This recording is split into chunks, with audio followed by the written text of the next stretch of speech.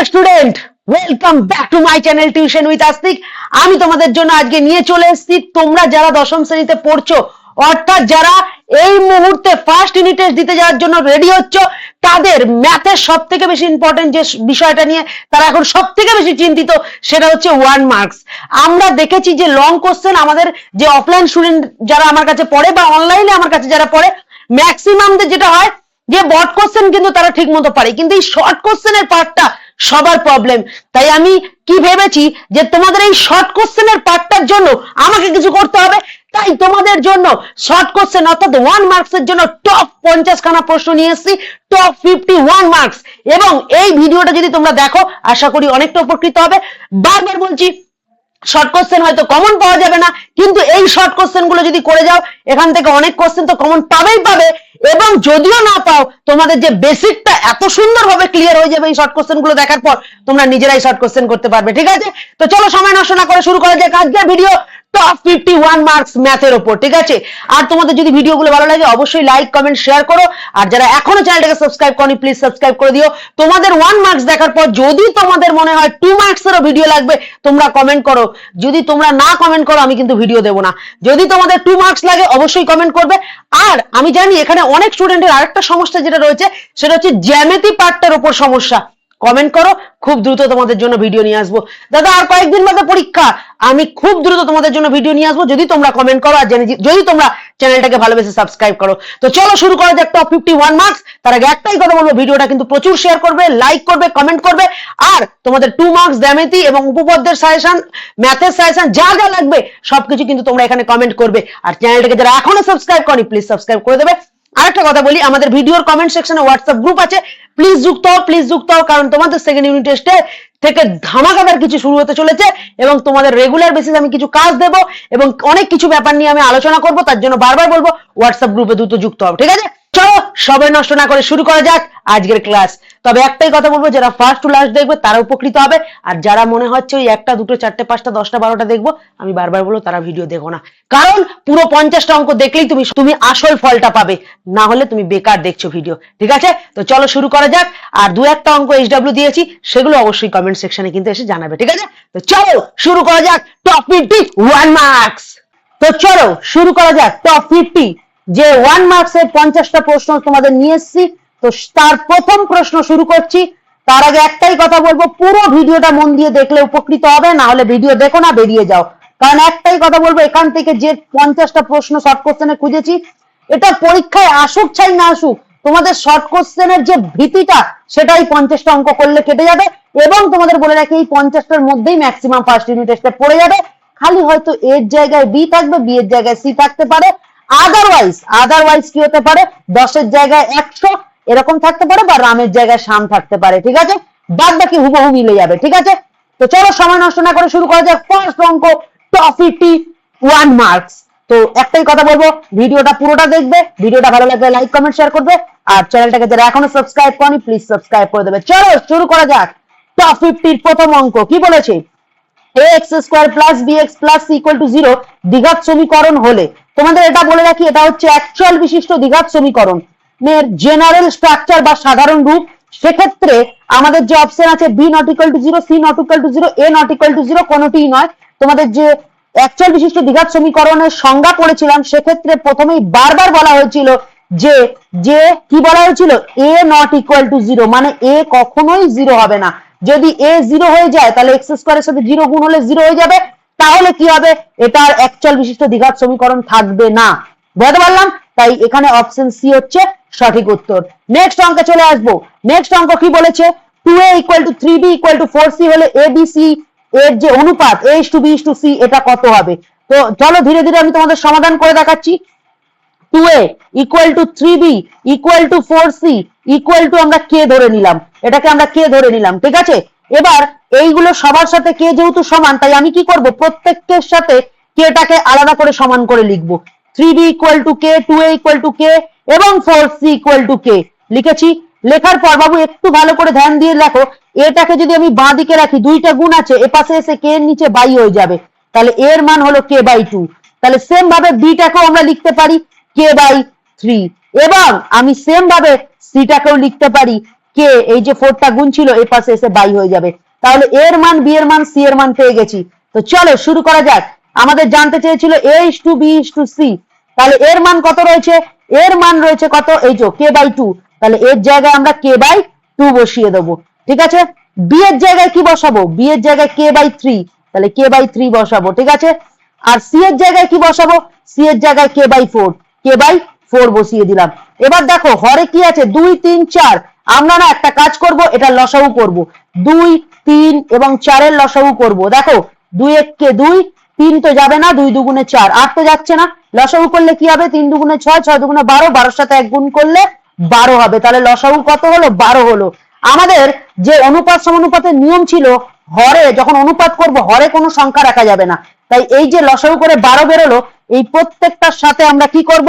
প্রত্যেকটার সাথে আমরা 12 গুণ করব। প্রত্যেকটার সাথে আমরা 12 গুণ করব। দেখেছো বাবু? প্রত্যেকটার সাথে আমরা কি করলাম? প্রত্যেকটার সাথে আমরা 12 গুণ করে নিলাম।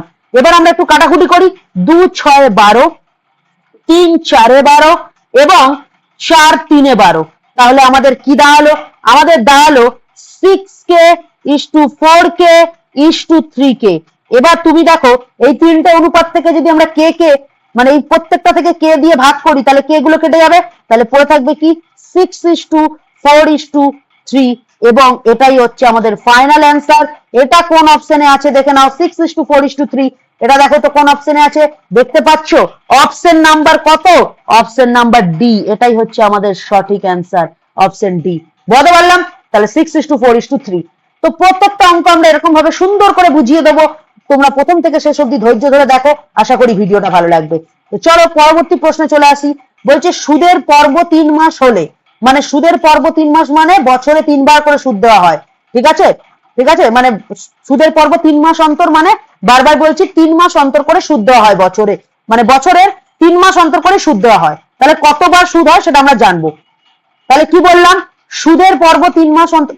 পরবর্তী কোশ্চেন বলেছে সুদের পর্ব 3 মাস হলে বার্ষিক 8% চক্রবৃদ্ধি হার সুদে টি টাকায় 1.5 বছরের, টি টাকায় 1.5 বছরের সমূল চক্রবৃদ্ধি কত হবে?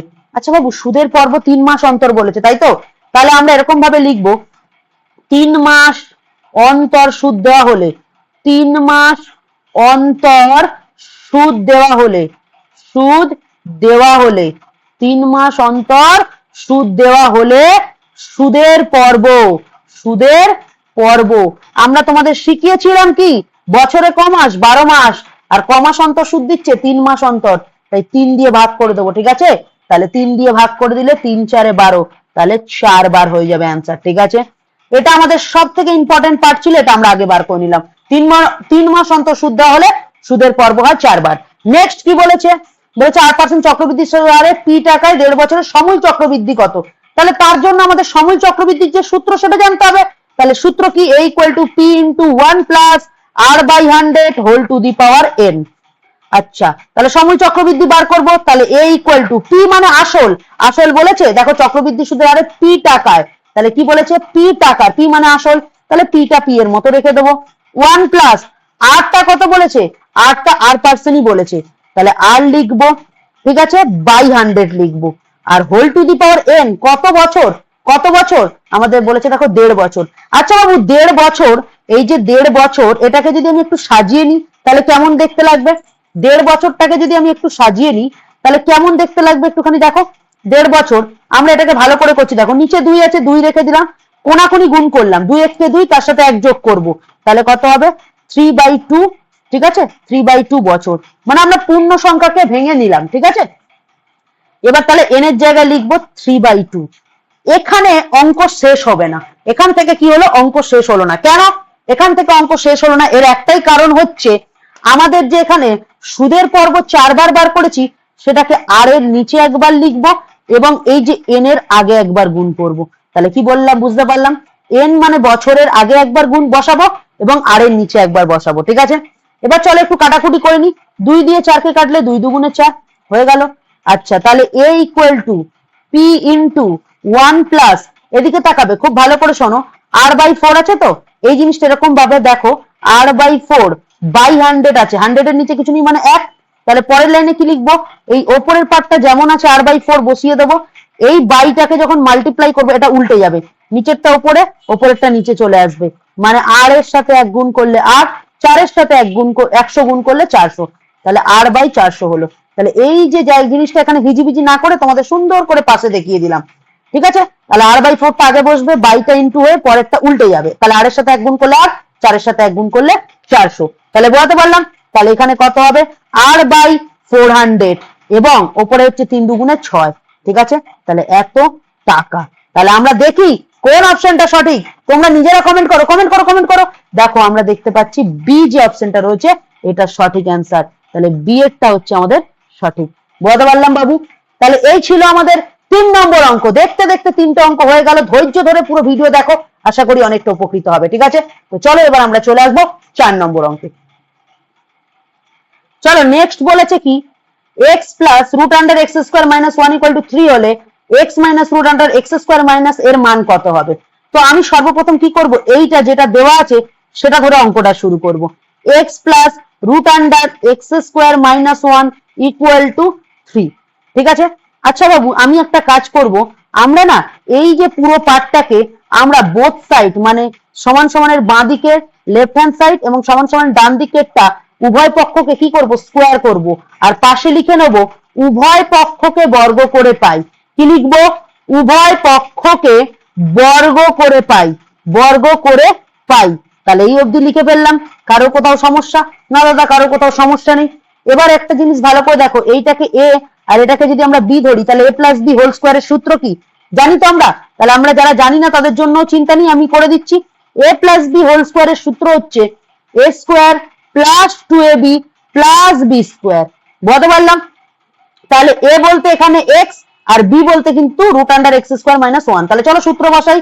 তাহলে লিখবো x এর স্কোয়ার প্লাস 2 ইন্টু এক্স, ঠিক আছে 2 ইন্টু এক্স, তারপরে into root under x square minus 1 plus b square বলতে এই যে root under x square minus 1 তার হোল স্কোয়ার করবো। হলো? এই অবধি হলো। নেক্সট চলে আসবো। আচ্ছা দাদা এই ডান দিকেরটা আছে তো? হ্যাঁ অবশ্যই, 3 স্কোয়ার করলে তো 9 হয়। এই অবধি বুঝে গেছি। আচ্ছা এবার ভালো করে শোনো, এক্স স্কোয়ার যেমন আছে রেখে দিলাম, plus 2x root under x square minus 1 যেমন আছে রেখে দিলাম। এইটা দেখো রুটের যদি স্কোয়ার করি, আমি তোমাদের বারবার বলেছিলাম রুট উঠে যায়, রুটের স্কোয়ার করলে রুট উঠে যায়, ঠিক আছে। নেক্সট পরবর্তী লাইনে কি করব, খুব ভালো করে শোনো, এক্স স্কোয়ার আর এক্স স্কোয়ার দুটো এক্স স্কোয়ার যোগ করলে হয় 2x স্কোয়ার, প্লাস এটা যদি আমরা করি যেমন আছে দেখে দেখে বসিয়ে দেবো, ঠিক আছে। আচ্ছা বাবু এই মাইনাস 1টাকে এদিকে নিয়ে চলে এলে কি হবে, প্লাস হয়ে যাবে। তাহলে 9 প্লাস 1 ইকুয়াল টু হয়ে যাবে কত, 10 হয়ে যাবে। আচ্ছা পরবর্তী লাইনে একটু ভালো করে দেখো, এখানে 2x স্কোয়ার আছে, এখানে 2x আছে, তাহলে আমি 2x কে কমন নিতে পারবো। তাহলে এখান থেকে একটা x পড়ে থাকবে, আর এখান থেকে কি পড়ে থাকবে, এখান থেকে পড়ে থাকবে রুট আন্ডার মাইনাস 1। এই অবধি বুঝতে পারলাম। এবার আমরা এখান থেকে একটা জিনিস ভালো করে দেখো, এই যে দুইটা আছে, এই যে দুইটা আছে ভালো করে শুনবে, ঠিক আছে। আচ্ছা এই 2x যেমন আছে থাকুক।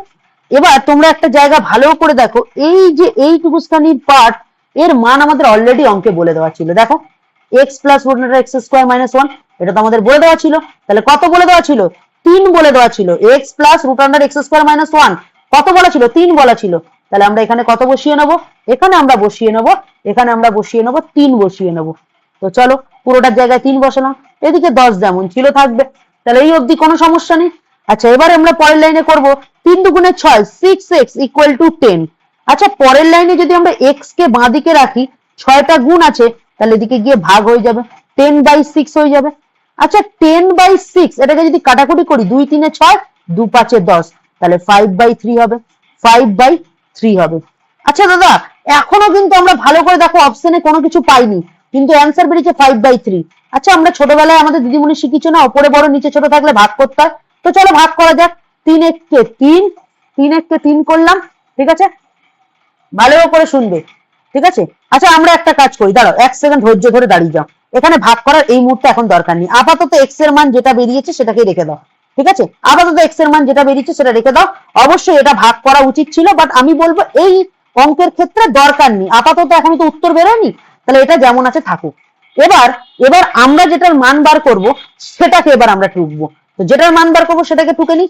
তাহলে কোনটার আমরা মান বার করব, সেটা হচ্ছে এই যে এই পার্টটা। তাহলে লিখি x minus root under x square minus one. তাহলে এই পার্টটার কিন্তু আমরা মানটা বার করব। তাহলে এই পার্টটা যদি মান বার করি, এক্স এর মান কত বেরিয়েছে?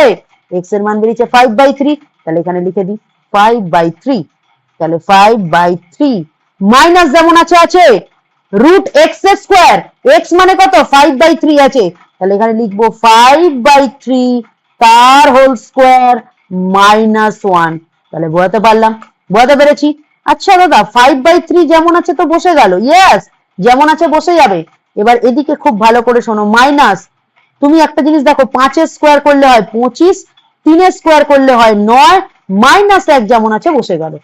ঠিক আছে, এই অবধি দাদা বুঝতে পেরেছি? ইয়েস, 5/3 মাইনাস এটাকে যদি ক্যালকুলেশন করি, 9 কে লসাগু করলে 9 কে 9 দিয়ে ভাগ করলে 1, 1 কে 25 দিয়ে গুণ করলে 25, মাইনাস 1 কে 9 দিয়ে গুণ করলে 9। কেন?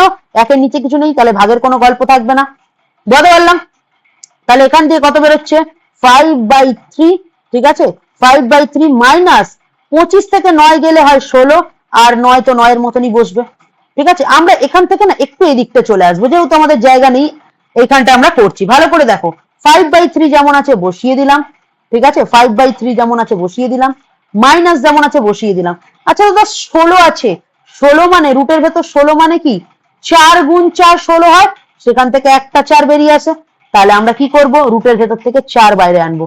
আর 9 9 মানে 3 3 9, তাহলে সেম ভাবে আমরা একটা 3 বাইরে আনবো। দুজনের নিচের হর সেম রয়েছে, তাহলে একটা লসাগু করব এবং ওপরের দুটোর থেকে কি হবে? বিয়োগ হয়ে যাবে। তাহলে আমাদের বেরোবে কত? 1/3। 1/3। এবার তোমরা একটা জিনিস দেখো, এখনো পর্যন্ত আমাদের উত্তর বেরোয়নি। আমাদের দেখো এখনো পর্যন্ত যে অপশন গুলো দিয়েছে তার মধ্যে উত্তর বেরোয়নি। আমরা একটা কাজ করব, এই যে 1/3 কে ভাগ করব। তাহলে চলো ভাগ করা যাক। এখানে আমরা দেখো করছি 1/3, এখানে 1, তাহলে 0 বসিয়ে পয়েন্ট দিয়ে 0 বসাবো। 3 3 9, 10 থেকে 9 গেলে 1, পয়েন্টের জন্য 0, 3 3 9, 10 থেকে 9 গেলে 1, আবার পয়েন্টের জন্য 0, আবার 3। তাহলে দেখো বাবু সেম জিনিস চলছে। তাহলে সেম জিনিস যখন রিপিট হয় তখন আমরা কি জানি? 0 লিখে একবার 3 লিখলাম, যেহেতু বারবার 3 রিপিট হচ্ছে তাই 3 এর মাথায় পৌনঃপৌনিক বসিয়ে দেবো। কি বসিয়ে দেবো? পৌনঃপৌনিক, মানে এটা বারবার রিপিট হচ্ছে তাই বোঝাচ্ছে। দেখো এটা কোন অপশনে রয়েছে? এখানে আপাতত কোনো অপশনে দেখো দেয়নি, তো এটা বি অপশনটা দেবে। যাই হোক, এখানে প্রশ্নটা ভুল দেওয়া ছিল, তো এখানে বি অপশনটা কিন্তু সঠিক উত্তর। দেখেছো, একটা প্রশ্ন করাতে সময় অনেকটা লাগলো, কিন্তু বারবার তোমাদের একটা কথা বলবো, এই রকম শর্ট কোশ্চেন যদি অ্যাটেম্প্ট না করো, বারবার বলছি, যেভাবে মাধ্যমিকের প্রশ্ন প্রতি বছর করছে, আমি কিন্তু বলবো শর্ট কোশ্চেনে গোল্লা ছাড়া কিচ্ছু পাবে না। আগের বছর 25 সাল, আগের বছর 26 সাল, দুটো সালেই আমরা দেখেছি শর্ট কোশ্চেনের উপর কিন্তু বহু চাপ দিয়েছে। বড় কোশ্চেন হয়ে যাচ্ছে, কিন্তু শর্ট কোশ্চেন করতে গিয়ে সমস্যা হচ্ছে। ঠিক আছে, আমি বারবার বলবো আমার এই ভিডিওর লেন্থ বাড়বে, যারা ধৈর্য ধরে পুরোটা দেখবে তারা শেষে কমেন্ট করে জানাবে কেমন লাগলো। বলতে পারলাম? তবে এই অঙ্কটা যদি দরকার পড়ে আরেকবার একটু রিপিট করে দেখে নিও।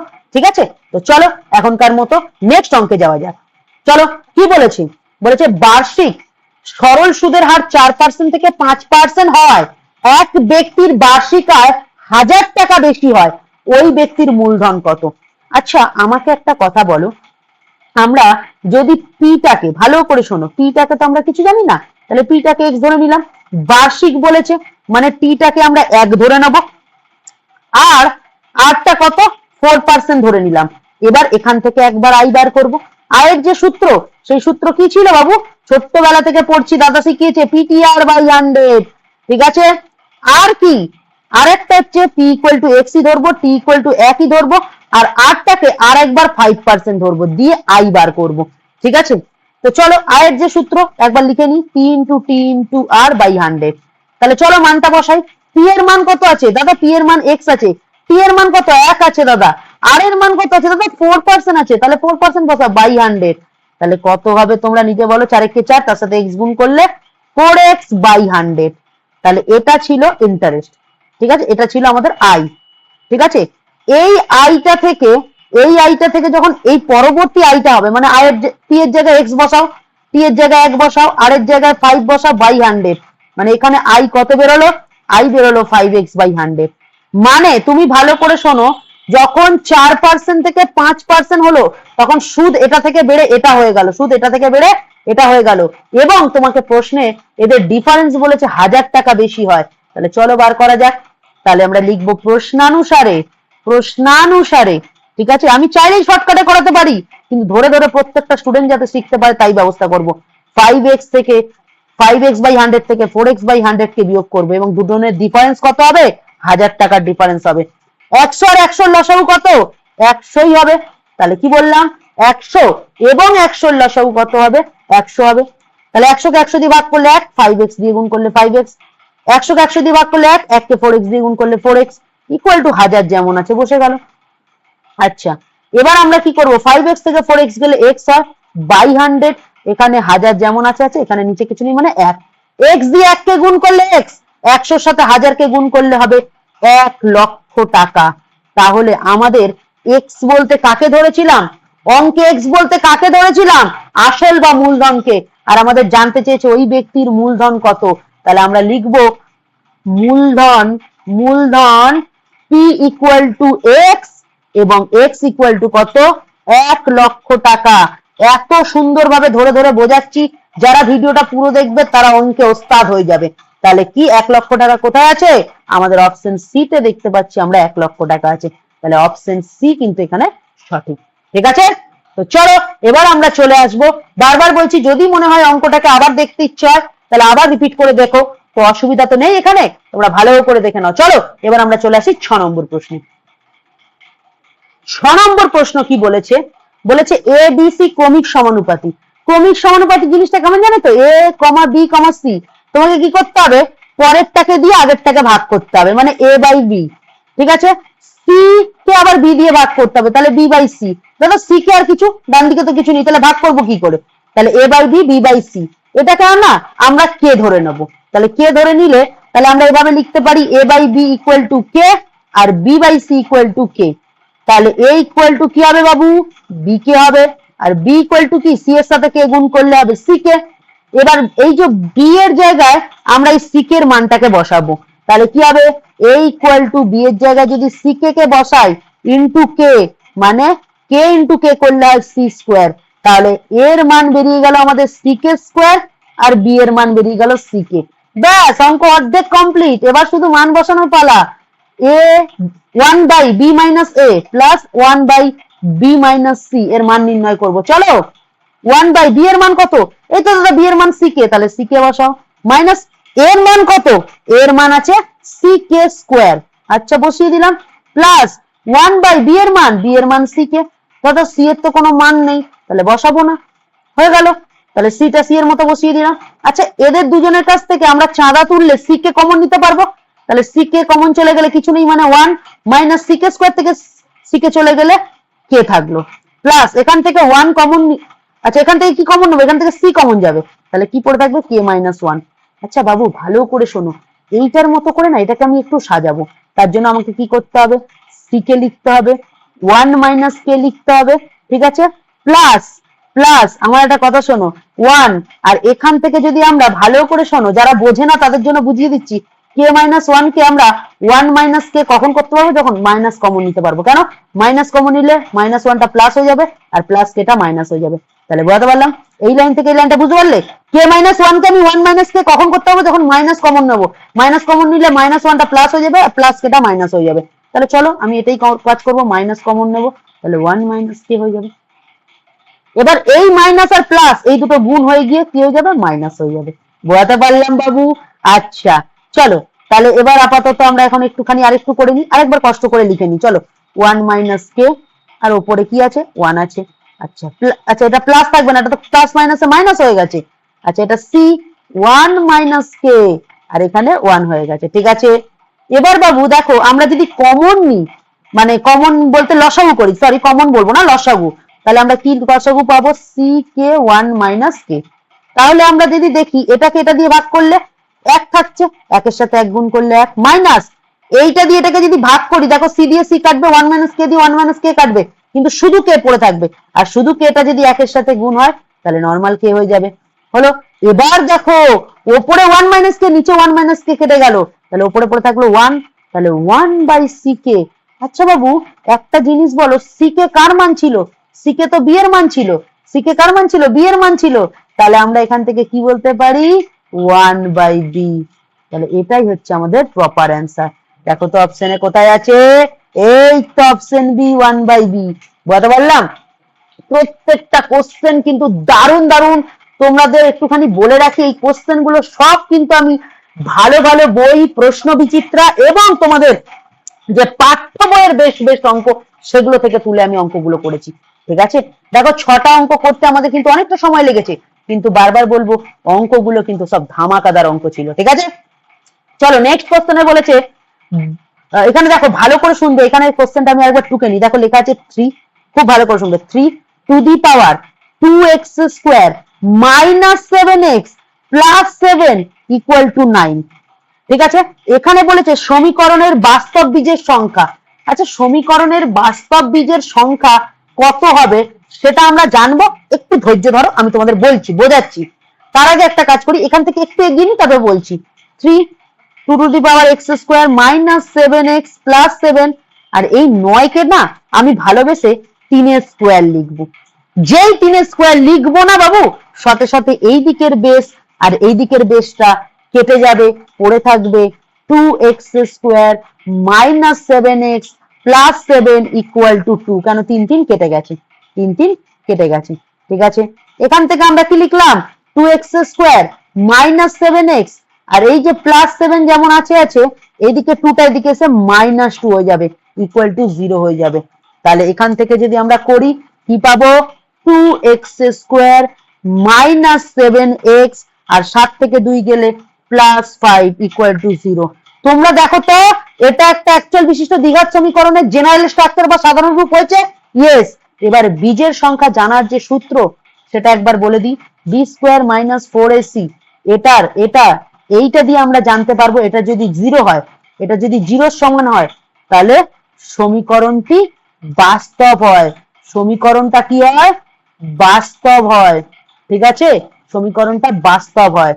আর যদি বি স্কোয়ার মাইনাস সি, এটা কি হয়, যদি গ্রেটার দেন 0 হয়ে যায়, তাহলে সেটাও সমীকরণ বাস্তব হবে।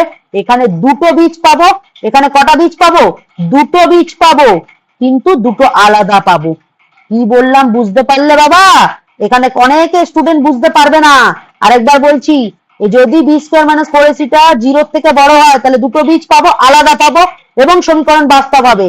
আর যদি b square minus 4 equal to 0 হয়, তাহলে সেক্ষেত্রে সমীকরণটা বাস্তব হবে, আর বীজ দুটো কি হবে জানো, বীজ দুটো হবে সমান, বীজ দুটো হবে সমান। আচ্ছা, সমান না, আলাদা হবে। ঠিক আছে, আর এই ক্ষেত্রে তাহলে ঠিকই বলেছি যে বীজ দুটো সমান হবে আর বীজ দুটো আলাদা হবে।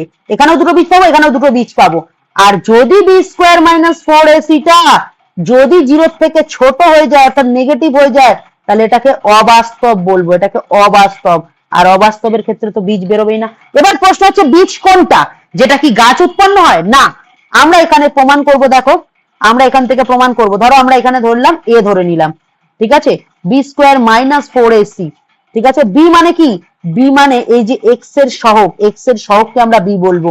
তাহলে বি এখানে -7, আর এক্স এর স্কোয়ারের সহগকে আমরা এ বলবো, মানে এখানে 2। তাহলে এক্স এর স্কোয়ারের সহগ যেটা আছে সেটাকে আমরা এ ধরবো, এক্স এর যে সহগ আছে সেটা বি ধরবো, এবং এই 5টা যেটা ধ্রুবক সেটাকে সি ধরবো। বুঝতে পারলাম? তাহলে বি স্কোয়ার বলতে কি, -7 তার স্কোয়ার, 4ac বলতে কোনটা হবে বলো তো? 4ac বলতে দেখো, প্রথমে 4 যেমন আছে লিখে নেবো, এ বলতে আমাদের আছে কত, 2 লিখে নেবো। আর সি বলতে কি, সি বলতে যে 5, তাহলে 5 যেগুলো আমরা বার করে রেখেছিলাম সেখান থেকেই বসিয়ে নেবো। তাহলে সি এর জায়গায় 5 বসাবো। মাইনাস স্কোয়ার করলে প্লাস হয়ে যায়, 7 স্কোয়ার করলে 49, 5 দুগুণে 10, 10 দুগুণে 40, 49 থেকে 40 গেলে 9। এটা কি হলো, এটা পজিটিভ মান এসছে, এটা 0-র সাথে সমানও হয়নি, নেগেটিভও হয়নি। তাহলে পজিটিভ মান এলে কি বলেছিলাম, পজিটিভ মান এলে কি বলেছিলাম, 0-র থেকে বড় যদি হয় তাহলে দুটো বীজ হবে এবং আলাদা হবে, দুটো বীজ থাকবে, আলাদা থাকবে। তাহলে এখানে কি জানতে চেয়েছিল, বীজের সংখ্যা। তাহলে বীজের সংখ্যা এখানে কত হবে বলো তো, দুটো হবে। ঠিক আছে, যদি পজিটিভ বেরোয়, বারবার বলছি, দেখো এখানে কিন্তু প্লাস বেরিয়েছে, পজিটিভ বেরোলে বীজ দুটো পাবো এবং আলাদা পাবো। আর যদি 0-র সাথে সমান হতো তাহলে বীজ দুটো পেতাম এবং সমান হতো বীজ দুটো। আর যদি নেগেটিভ হয়ে যেত, মানে 0-র থেকে কম হয়ে যেত, তাহলে সেটা অবাস্তব হয়ে যেত। ঠিক আছে, আর বীজ বলতে কি বলতো, আমরা মিডিল টার্ম বা সিদ্ধারাচার্য করার পর আমরা মিডিল টার্ম এবং শ্রীধর আচার্য করার পর এক্স এর দুটো করে মান পাই, মিডিল টার্ম আর শ্রীধর আচার্য করার পর এক্স এর দুটো করে মান পাই, সেই দুটো মানই হলো আমাদের এখানে বীজ। ঠিক আছে, তো চলো আমরা 7 নম্বরটা সুন্দরভাবে করে দিলাম। এবার আমরা চলে আসবো পরবর্তী প্রশ্ন নিয়ে। তো এর পরবর্তী অঙ্কটা একটু মজার ছলে তোমাদের একটু করাই। কি বলেছে একবার ভালো করে দেখো, বলেছে x by 1 minus x plus y by 1 minus Y plus z by, ভালো করে শুনবে, জেড বাই 1 মাইনাস জেড। ঠিক আছে, আর ডান দিকে কত আছে? ডান দিকে আছে 1। তো ডান দিকে 1টাকে না তুমি একটা নারীর সাথে তুলনা করো, মানে একটা মেয়ে, আর এরা না সবাই এক একটা ছেলে, এটা একটা ছেলে, এটা একটা ছেলে, এটা একটা ছেলে। তো একটা মেয়ে ধর সুন্দর দেখতে মেয়ে হলে কি হয়, এও ভাবে ইস এটা যদি আমার গার্লফ্রেন্ড হতো, এও ভাবছে ইস প্লিজ এটা যদি আমার গার্লফ্রেন্ড হয়ে যেত, এও ভাবছে প্লিজ এটা যদি একবার ভগবান একে আমাকে পাইয়ে দাও। তো এই সুন্দর নারীকে পাওয়া বা তাকে ভালোবাসা পাওয়ার জন্য সবাই কি করবে, তাকে চাইবে। তো চাওয়া মানে প্লাস করে দাও, প্রত্যেকটার সাথে জোর করে একটা করে প্লাস জুড়ে দাও, জোর করে একটা করে প্লাস জুড়ে দাও। এবার তুমি হিসাব করে দেখো বাঁ দিকে কটা এক হয়েছে, একটা দুটো তিনটে এক জুড়েছি, ডান দিকেও তিনটে এক জুড়ে দাও। ঠিক আছে, জোড়ার পর তুমি কি করবে খুব ভালো করে শোনো, এখানে এইটুকুখানি পার্ট, এখানে এইটুকুখানি পার্ট, আর এখানে এইটুকুখানি পার্টের ক্যালকুলেশন করো, আর ডান দিক 3 প্লাস 1 4 হয়ে গেল। তাহলে এখান থেকে যদি আমি 1 মাইনাস এক্স লসাগু করি, তাহলে এটাকে এটা দিয়ে ভাগ করলে 1, 1 কে এক্স দিয়ে গুণ করলে এক্স, প্লাস আছে প্লাস 1 কে এটা দিয়ে গুণ করবো কারণ নিচে তো কিছু নেই, তাহলে গুণ করলে 1 মাইনাস এক্স প্লাস এটাও সেম 1 মাইনাস ওয়াই লসাগু করলে এটাকে এটা দিয়ে ভাগ করলে 1, 1 কে ওয়াই দিয়ে গুণ করলে ওয়াই প্লাস 1 কে এটা দিয়ে গুণ করলে যা থাকে তাই পড়ে থাকলো। সেম ভাবে 1 মাইনাস জেড লসাগু করলে এটাকে এটা দিয়ে ভাগ করলে 1, 1 কে জেড দিয়ে গুণ করলে জেড প্লাস 1 এর সাথে এটা করলে 1 মাইনাস জেড। তাহলে বোঝাতে পারলাম, বোঝানোর পর এবার দেখো plus X minus x plus Y minus Y plus Z minus Z কাট গিয়া, এবার তাহলে হলো 1 by X minus x plus 1 by 1 minus Y plus 1 by 1 minus Z equal to 4। আমাদের অঙ্কে কি জানতে চেয়েছে দেখো, 1 by 1 minus X 1 by 1 minus Y plus 1 by 1 minus Z, এর মান কত? দেখো এই জিনিসটাই জানতে চেয়েছিল, এর মান কত বেরিয়েছে? 4। অপশনে খোঁজো কোথায় 4 আছে, অপশন ডি হচ্ছে সঠিক। বোঝাতে পারলাম, বোঝাতে পারলাম। তো চলো এরকম ভাবে মজার ছেলে অঙ্ক করব, অঙ্ককে ভয় পাবো না, অঙ্ককে ভালোবাসতে হবে, অঙ্ক একদিন আমাদের ঠিক একটা ভালো সফলতা এনে দেবে। ঠিক আছে, ভয় পেয়ে লাভ নেই। বলেছে পরের প্রশ্ন, বলেছে x square minus 3x plus K equal to 0 সমীকরণের বিজোড়দ্বয়ের গুণফল -2 হলে কে এর মান কত? তুমি সর্বপ্রথম একটা কথা বলি, এটা কিন্তু একটা সমীকরণ হলো না, তার কারণ সমীকরণের ডান দিকটাকে 0 করতে হয়। তো চলো X square minus 3x plus K, 10টাকে এদিকে টেনে নাও, -10 ইকুয়াল টু 0। এইবার এটা একটা সমীকরণ হলো। এবং তোমাকে এখানে বলে রাখি এক্স স্কোয়ারের সহগ, এখানে এক্স এর কোনো সহগ নেই, সহগ নেই মানে এখানে 1 আছে, তাহলে এ 1 হলো। এক্স এর সহগ কি হয়? বি হয়, যেটা হচ্ছে -3, আর কে -10 এটা হচ্ছে সি অর্থাৎ ধ্রুবক। ঠিক আছে, আচ্ছা বলেছে সমীকরণের বিজোড়দ্বয়ের গুণফল -2 হলে, আমরা জানি একটা সূত্র যে সমীকরণের, ভালো করে শুনবে, সমীকরণের বীজদ্বয়ের, সমীকরণের বীজদ্বয়ের গুণফল, সমীকরণের বীজদ্বয়ের গুণফল হচ্ছে, এর সূত্র হয় সি বাই এ।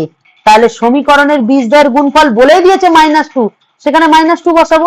সি এর মান অলরেডি বার করে রেখেছি কে -10, তাহলে কে -10 লিখে দেবো। এর মান অলরেডি একবার করে রেখেছি, -2 এর নিচে কিছু নেই মানে 1 আছে, তাহলে 1 কে এটা দিয়ে গুণ করলে কি হবে বাবু? কে -10, আর 1 কে -2 দিয়ে গুণ করলে -2। এবার এখানে কে লিখবো, -10 ওদিকে চলে গেলে কি হবে? +10, 10 থেকে 2 গেলে 8 হবে, তাহলে কে এর যে মান হবে সেটা 8 হবে। আর আমাদের তাই জানতে চেয়েছিল কে এর মান, অপশন সি সঠিক। দাদা এইটাও তো ঠিক, আরে ছাগল এটা মাইনাস আছে আর এটা প্লাসে বেরিয়েছে। বুঝতে পারলাম, বুঝতে পারলাম। বারবার বলবো কিছু কিছু সূত্র না আমাদের মাথায় রাখতে হবে, তবে কি অঙ্ক ভালো করে পারবো। যেমন সমীকরণের বীজদ্বয়ের গুণফল সি বাই এ, তারপরে এক্স স্কোয়ারের সহগ এ হয়, তারপরে এক্স এর সহগ বি হয়, লাস্টেরটা হচ্ছে সি যেটা ধ্রুবক পার্ট। ঠিক আছে, তো চলো এবার আমরা চলে আসি 10 নম্বর অঙ্ক। ভিডিও ভালো লাগছে প্লিজ একটু লাইক কমেন্ট শেয়ার করো না, প্লিজ চ্যানেলটাকে সাবস্ক্রাইব করো, ভালোবেসে পাশে থাকো। ফাইনালে আগুন জ্বালানো রেজাল্ট করিয়ে দেবো, কিন্তু আমার কথা ডেডিকেশন দিয়ে শুনতে হবে, আমার উপর বিশ্বাস রাখতে হবে, বুঝতে পারলাম? তো আমরা অঙ্ক শিখি, শুধু কমন ভাবলে হবে না, অঙ্ক শিখবো, নাহলে 11-এ উঠে কোথায় কমন পাবো? যেই যখন দেবো, নিট যখন দেবো, কোথায় কি কমন পাবো? কিচ্ছু কমন পাবো না।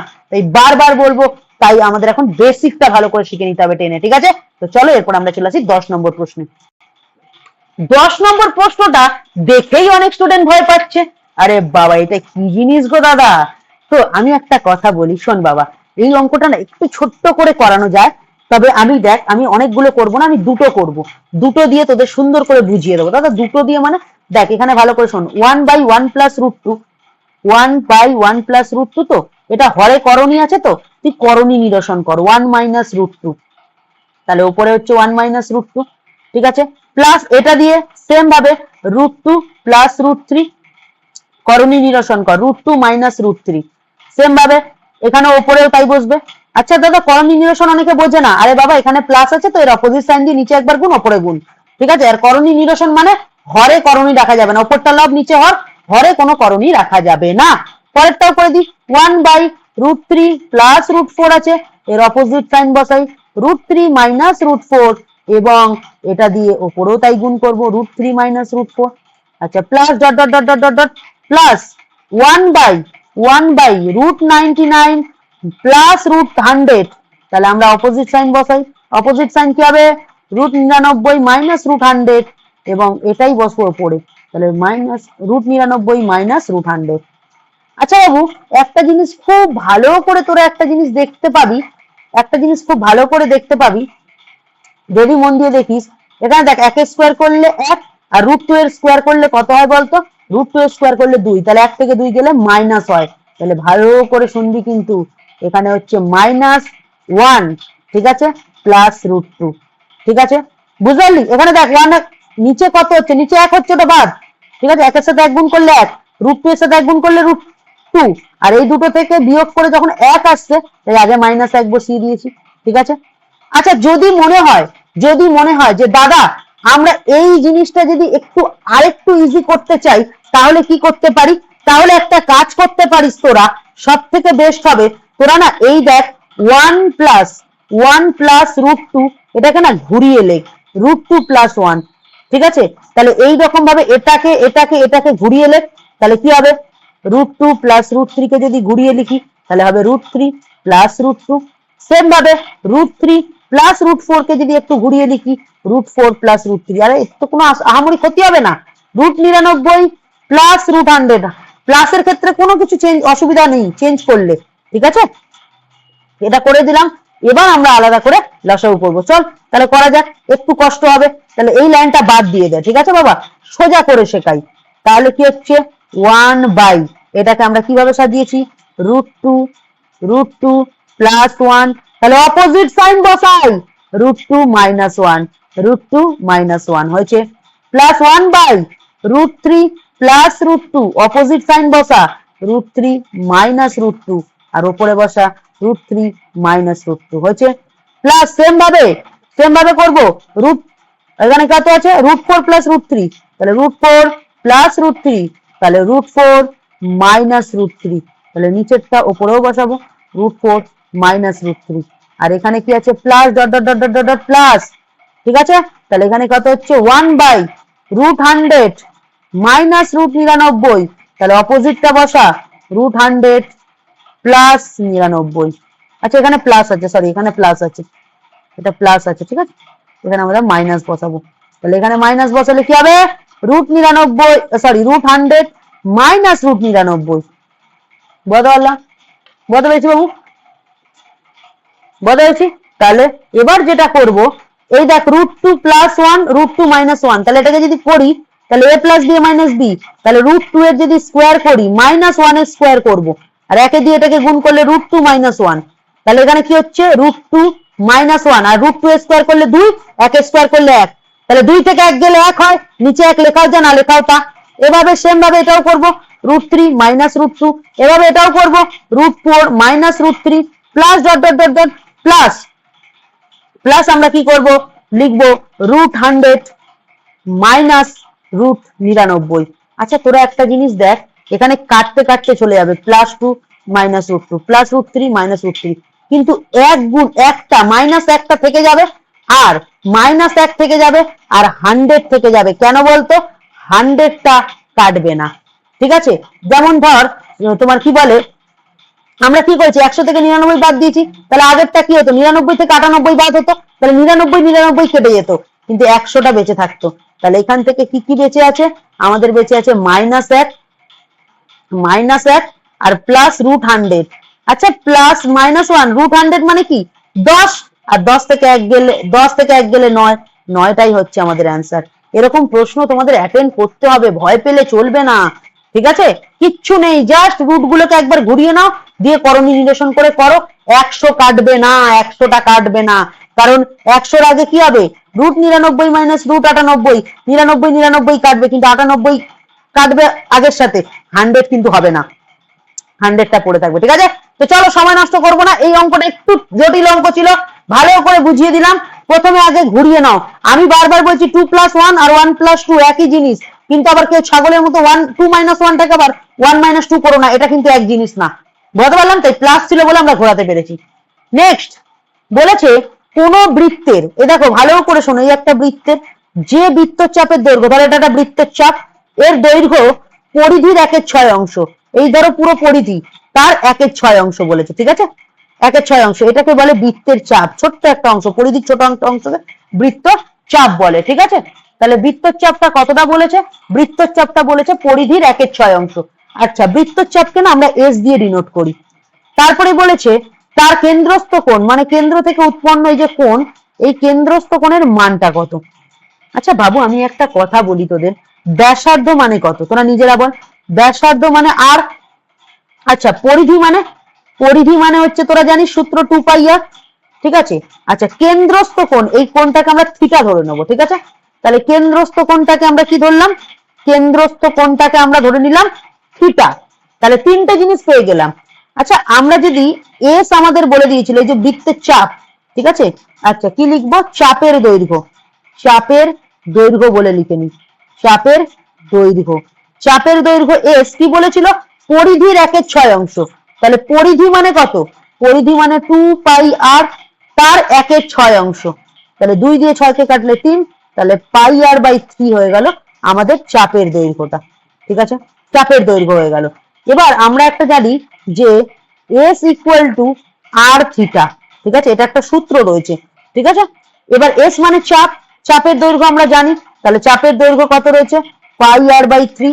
আর মানে ব্যাসার্ধ, ব্যাসার্ধ তো আমরা জানি না, যেটা হচ্ছে তোমার কি বলে, ব্যাসার্ধ কি আমরা জানি না, ব্যাসার্ধ আমরা জানি না, তাহলে ব্যাসার্ধ আরই রেখে দেবো, ঠিক আছে? থিটা মানে কি কোণ, সেটাও আমরা জানি না, তাহলে থিটা বলে রেখে দেবো। এবার এখান দিয়ে দেখ আর আর আর কেটে যাবে, তো বোথ সাইড দিয়ে আর কেটে গেল, তাহলে এখানে π/3। তোদের একটা কথা বলে রাখি, পায়ের মান হচ্ছে 180 ডিগ্রি, ঠিক আছে? তাহলে পায়ের জায়গায় 180 ডিগ্রি বসা, বাই 3, 3 দিয়ে কাট 60, তাহলে থিটা = 60 ডিগ্রি, থিটা = 60 ডিগ্রি। তাহলে যেটা আমাকে জানতে চেয়েছিল 60 ডিগ্রি। আচ্ছা 60 ডিগ্রি তো তোরা জানিস না, এখানে অপশনেও নেই, ডিগ্রিতে নেই, আমাকে তো ষষ্ঠিক পদ্ধতিতেই বার করতে হবে। তাহলে আমাদের অলরেডি বেরিয়েছিল, আমরা আবার ঘোরালাম, বেকার করতে গেলাম। দেখ এদিকে তাকা, আরেকবার একটু তোদের বলে দিই, আরেকবার একটু বলে দিই। দেখ এখানে কি ছিল, πr/3, এখানে r থিটা, তাহলে আর আর কেটে গেল, থিটা = π/3 রেডিয়ান, ঠিক আছে? দেখ তো π/3 রেডিয়ান কোথায় আছে, অপশন ডি হচ্ছে সঠিক। মানে এই যে এই পদ্ধতিটাকে কি বলা হয় জানিস, এই পদ্ধতিটাকে বলা হয় বৃত্তীয় পদ্ধতি। পরের দিকে তোরা জানবি, তোরা এখন জানবি না। আর এই পদ্ধতিটাকে বলা হয় ষষ্ঠিক পদ্ধতি, লাস্টের দিকে যখন ত্রিকোণমিতি করবি তখন জানবি, ঠিক আছে? এটাকে বলা হয় ষষ্ঠিক পদ্ধতি। চল পরের প্রশ্নে আমরা চলে আসি। বলছে বার্ষিক নির্দিষ্ট শতকরা চক্রবৃদ্ধি সুদের হারে কিছু টাকার n বছরে দ্বিগুণ হলে 4 গুণ হবে কত বছরে। তাহলে সমূল চক্রবৃদ্ধি সূত্র a = p × 1 + r/100 n বলেছে যে কোন বার্ষিক নির্দিষ্ট শতকরা চক্রবৃদ্ধি সুদের হারে কিছু টাকায় n বছরে দ্বিগুণ হয়। তাহলে কিছু টাকা বলতে p টাকাকে আমরা ধরে নিলাম, দ্বিগুণ হচ্ছে মানে সুদে মূলে দ্বিগুণ মানে 2p, 2p হচ্ছে কত টাকা, 1 + r/100 n। বলেছে 4√2/√5, √2 প্লাস √8 হলে a√5 বাই, আচ্ছা ইকুয়াল টু আছে এটা, সরি আরেকবার প্রশ্নটা পড়বো। 4√2/√5 ব্র্যাকেটে √2 প্লাস √8 ইকুয়াল টু a√5/5 হলে এর মান কত? মানে কোশ্চেনটা আলাদা লেভেলেরই কোশ্চেন, দারুণ লেগেছে আমার কোশ্চেনটা। দেখ বাবা একটা কাজ কর, প্রথমে এই এই ওপরের সাথে এই ওপরেরটা পুরোটা গুণ কর, এই ওপরের সাথে পুরোটা গুণ কর, তাহলে এটার সাথে এটা গুণ করলে 4√2 ইন্টু √2 প্লাস 4√2 সাথে 8 গুণ হবে, তাহলে 4√2 ইন্টু √8 গুণ হলো, √5 নিচে যেমন ছিল বসে গেল, এখানে a√5 যেমন ছিল বসে গেল, নিচে 5 যেমন ছিল বসে গেল। আমি এবার দেখ ভাঙছি, দেখ √2 গুণ করলে শুধু 2 হবে, কেন √2 এর স্কোয়ার করলে কি হয়, √2 গুণ করলে √2 এর স্কোয়ার, স্কোয়ার করলে রুট উঠে যায়, বলতে পারলাম। প্লাস এখানে 4 যেমন ছিল ছিল, √2 যেমন ছিল ছিল, 8 কে যদি ভাঙি, 8 কে যদি আমরা ভাঙি তাহলে কি পাবো দেখতে পাবো, তাহলে 2 দুগুণে 4, 4 দুগুণে 8, সেখান থেকে 2 একটা বাইরে আসবে, ভেতরে একটা √2 থাকবে, তাহলে 8 কে ভেঙে আমরা কি পেলাম 2√2, আর √5 যেমন আছে বসে গেল, a√5 যেমন আছে বসলো, 5 যেমন আছে বসলো। আচ্ছা এখানে 4 দুগুণে 8 প্লাস এদিকে দেখা 4 দুগুণে 8, √2 গুণ করে একটা 2 বাইরে আসবে, তাহলে 16, এদিকে √5 আর a√5। আচ্ছা এই যে 5টা, এই যে 5টা এর আগের লাইনে কি ছিল, √5 ইন্টু 5 ছিল, সেখান থেকে একটা 5 বেরিয়ে এসছে, তাহলে আমরা একটা কাজ করবো, এখান থেকে এটাকে ঘুরিয়ে এরকম লিখবো √5 ইন্টু √5, তাহলে কি হবে কাটাকুটি হয়ে যাবে, √5 কেটে যাবে ওপর ওপর, আর ডান দিকে নিচে আর বাম দিকে নিচে কেটে যায়, তাহলে a ইকুয়াল টু কত হবে, a ইকুয়াল টু হবে 8 আর 6 24, 8 আর 6 24, তাহলে এর যে মান হবে 24। দেখতো বাবা অপশন কোথায় আছে, অপশন এ হচ্ছে সঠিক উত্তর। বুঝতে পারলাম, একটু বুদ্ধি লাগাতে হবে, স্ট্যান্ডার্ড শর্ট কোশ্চেন করতে হবে, শর্ট কোশ্চেন 36 মার্কস থাকে, তো শর্ট কোশ্চেন কে যদি গুরুত্ব আজ না দাও, শর্ট কোশ্চেন তোমাকে গুরুত্ব দেবে না, আর রেজাল্ট খারাপ হয়ে যাবে, ঠিক আছে।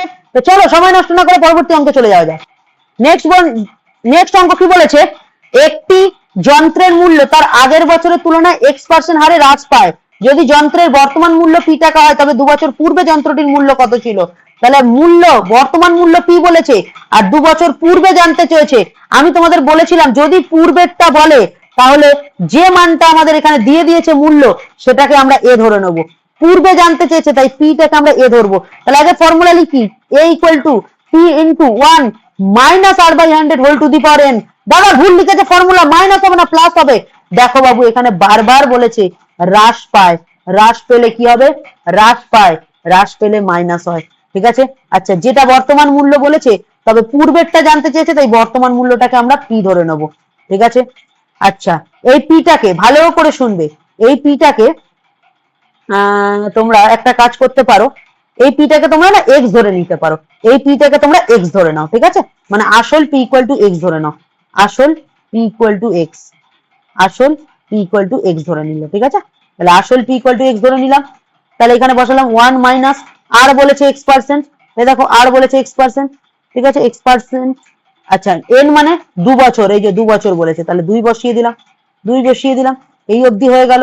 তুমি একটাই কাজ করো, কিচ্ছু না, এই পার্টটাকে নিচে গিয়ে বসিয়ে দাও, তাহলে p by 1 minus x by 100 তার হোল স্কোয়ার x এর মান। তাহলে দেখো এটা অপশনে রয়েছে, কোন অপশনে রয়েছে, কোন অপশনে রয়েছে, কোন অপশনে রয়েছে দেখো ভালো করে, তাহলে আমাদের অপশন কিন্তু পাচ্ছি না, কোন অপশন, কোন অপশন। আচ্ছা দাঁড়াও দেখি, এইখানটা না অপশনটা ভুল আছে, আমি কেন বলছি শোনো, p তো এখানে বসেইছে অসুবিধা নেই, এই অপশনটাই হবে, এখানে মাইনাস হবে, এখানে প্লাস দেওয়া হয়েছে, হ্রাস বলেছে, এটা মাইনাস হবে, এই অপশনটাই সঠিক হবে। তাহলে বলতে পারলাম কোন অপশনটা সঠিক হবে, p by 1 minus x by এই d এর অপশন। আচ্ছা 1 মাইনাস, না এটা তো গুণ ছিল, এটা তো বাই হবে। আচ্ছা এইখানে, আচ্ছা যাই হোক এই অপশনটা ঠিক হবে, ঠিক আছে, এই যে অপশনটা, অপশন সি হচ্ছে সঠিক উত্তর হবে, ঠিক আছে। আর যদি মনে হয় যে দাদা অপশন সি টাকে না করে এটাকেও ঠিক করতে পারো, এটাও হবে, তাহলে এটা পি বাই আছে, পি বাই থাকলে এটাও হবে। তাহলে বলতে পারলাম পি বাই থাকলে এইটা হচ্ছে সঠিক অ্যান্সার, আর যদি এটা পি বাই না থেকে ইন্টু থাকতো তাহলে এটা হতো। তাহলে আমি চলো ডিটাই করে দিই, চলো ডিটাই করে দিই, বলো বলো। দেখেছো হ্রাস বলেছে বলে মাইনাস, পূর্বেরটা জানতে বলেছে বলে এটাকে আমরা পি ধরেছি, দিয়ে এক্স এর মান বার করেছি, আর এটা কিন্তু দেখে নাও আসল পি ইকুয়াল টু এক্স। চলো এবার আমরা চলে আসবো পরবর্তী যে অঙ্ক, সেই অঙ্কটায়। তো চলো চলে আসি, বলছে চক্রবৃদ্ধি সুদের হারে প্রতি বছর বার্ষিক চক্রবৃদ্ধি সুদের হার, ভালো করে শুনবে, বলছে চক্রবৃদ্ধি সুদের ক্ষেত্রে প্রতি বছর বার্ষিক চক্রবৃদ্ধি সুদের হার, চক্রবৃদ্ধি সুদের হার বলেছে, তাহলে সুদের হার কিন্তু আলাদা হয় না, সুদের হারটা সমান থাকে কিন্তু সুদটা পরিবর্তন হয়, সুদ পরিবর্তন হয়, এখানে কিন্তু সুদের হার বলেছে, তাহলে চক্রবৃদ্ধি সুদের ক্ষেত্রে প্রতি বছর বার্ষিক চক্রবৃদ্ধি সুদের হার সমান হয়। বদলাম, চলো নেক্সট অঙ্কে চলে আসি। একটি ধনাত্মক সংখ্যা h2 27/64 ইকুয়াল টু 3/4 a হলে এর মান নির্ণয় করো। তাহলে চলো a by 27/64 equal to 3/4 h2 থেকে আমরা বাইতে কনভার্ট করেছি, কোনাকুনি গুণ করি, এর সাথে গুণ করলে a স্কয়ার, এটার সাথে এটা গুণ করি, 27/64 ইন্টু 3/4, তাহলে 27 মানে কি, এটাকে যদি একটু ভেঙে লিখি 3 তিরিকে 9, 3 নং 27 আর এক্সট্রা 3 যেটা ছিল বসে গেল, 64 কে যদি ভেঙে লিখি 4 গুণ 4 16, 16 4 64, যে চারটা ছিল এখানে বসে গেল, এখানে a স্কয়ার, আমরা এখান থেকে স্কয়ার তুলে দেবো, ঠিক আছে, এখান থেকে স্কয়ার করলে রুট করে দেবো, তাহলে কি হবে 3 into 3 into 3 into 3 by 4 into 4 into 4 into 4, তাহলে আমরা কি জানি, চারটে 3 থেকে কি হবে, দুটো 3 বেরিয়ে আসবে, আর চারটে 4 থেকে দুটো 4 বেরিয়ে আসবে, তাহলে কত হবে 9/16, তাহলে 9/16 কোন অপশনে রয়েছে, অপশন সি হচ্ছে আমাদের সঠিক উত্তর। বুঝতে পারলাম, বুঝতে পেরেছি, তাহলে অঙ্কটা ভালো করে দেখে নাও, জাস্ট ইস2 থেকে আমরা কি করেছি, ইস2 থেকে আমরা বাইতে কনভার্ট করে এর মান, এটাই তো আমাদের জানতে চেয়েছিল, এই দেখো এখানে জানতে চেয়েছে এর মান নির্ণয় করো। বুঝতে পারলাম, তাহলে এই ছিল আমাদের অঙ্ক, ভালো করে দেখে নাও, যে অঙ্কগুলো একটু বুঝতে অসুবিধা হয় না বাবু একবার রিপিট করে দেখে নেবে, আশা করি যেভাবে বোঝাচ্ছি কঠিন লাগবে না।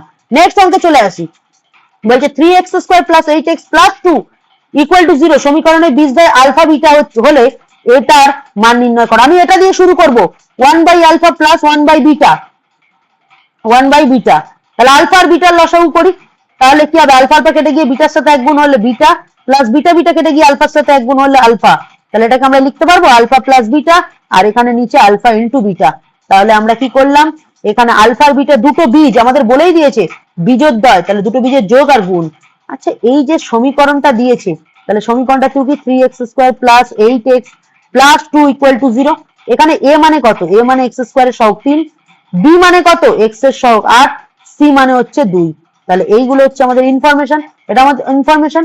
এবার আমাদের দুটো বীজ বলেছে আলফা বিটা, তাহলে আলফা প্লাস বিটা দুটো বীজের যোগফলের সূত্র হচ্ছে -b/a, -b মানে কোথায় 8, তাহলে 8/a মানে কত 3, তাহলে -8/3, আর দুটো বীজের গুণফল সেটার ফর্মুলা c/a, c মানে কত 2, a মানে কত 3, তাহলে আমাদের দুটো ইনফরমেশন পেয়েছি, -8/3 দুটো বীজের যোগফল আর দুটো বীজের গুণফল 2/3, তাহলে দুটো বীজের যোগফলের জায়গায় লিখবো -8/3 আর গুণফলের জায়গায় লিখবো 2/3।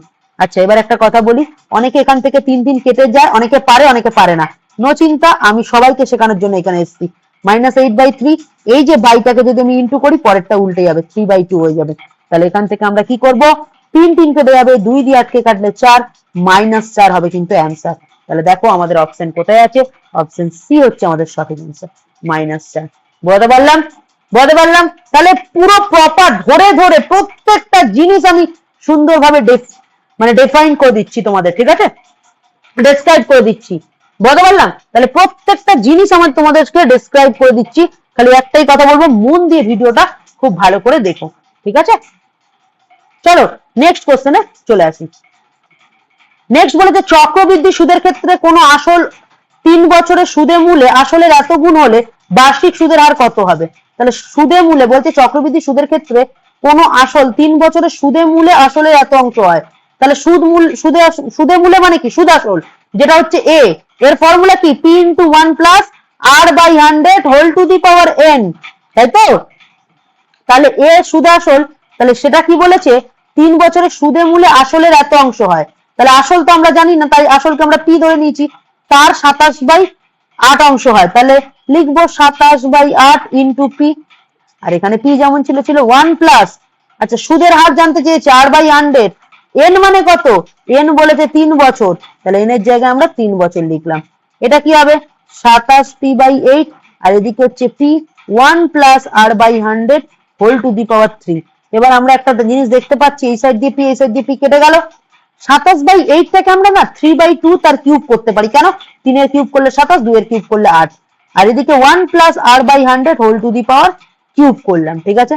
বোথ সাইড দিয়ে কিউব কিউব উড়ে গেল, ক্যান্সেল আউট হয়ে গেল, উড়ে গেল মানে আবার উড়ে গেল, কোথায় গেল, ক্যান্সেল আউট হয়ে গেল, ঠিক আছে। তাহলে এই অবধি হলো। এবার প্লাস ওয়ানটাকে পাশে টেনে নাও, 3/2 minus 1 equal to r by 100। এই অবধি আমাদের হয়ে গেছে, এই অবধি আমাদের সুন্দরভাবে করে দিয়েছি। এবার এখান দিয়ে দেখো 2 কে যদি লসাগু করি তাহলে 3 মাইনাস 2 1 2, এখানে আর বাই 100। এই অবধি পেরিয়ে গেলাম, 3 থেকে 2 গেলে 1/2 আর বাই 100, ঠিক আছে।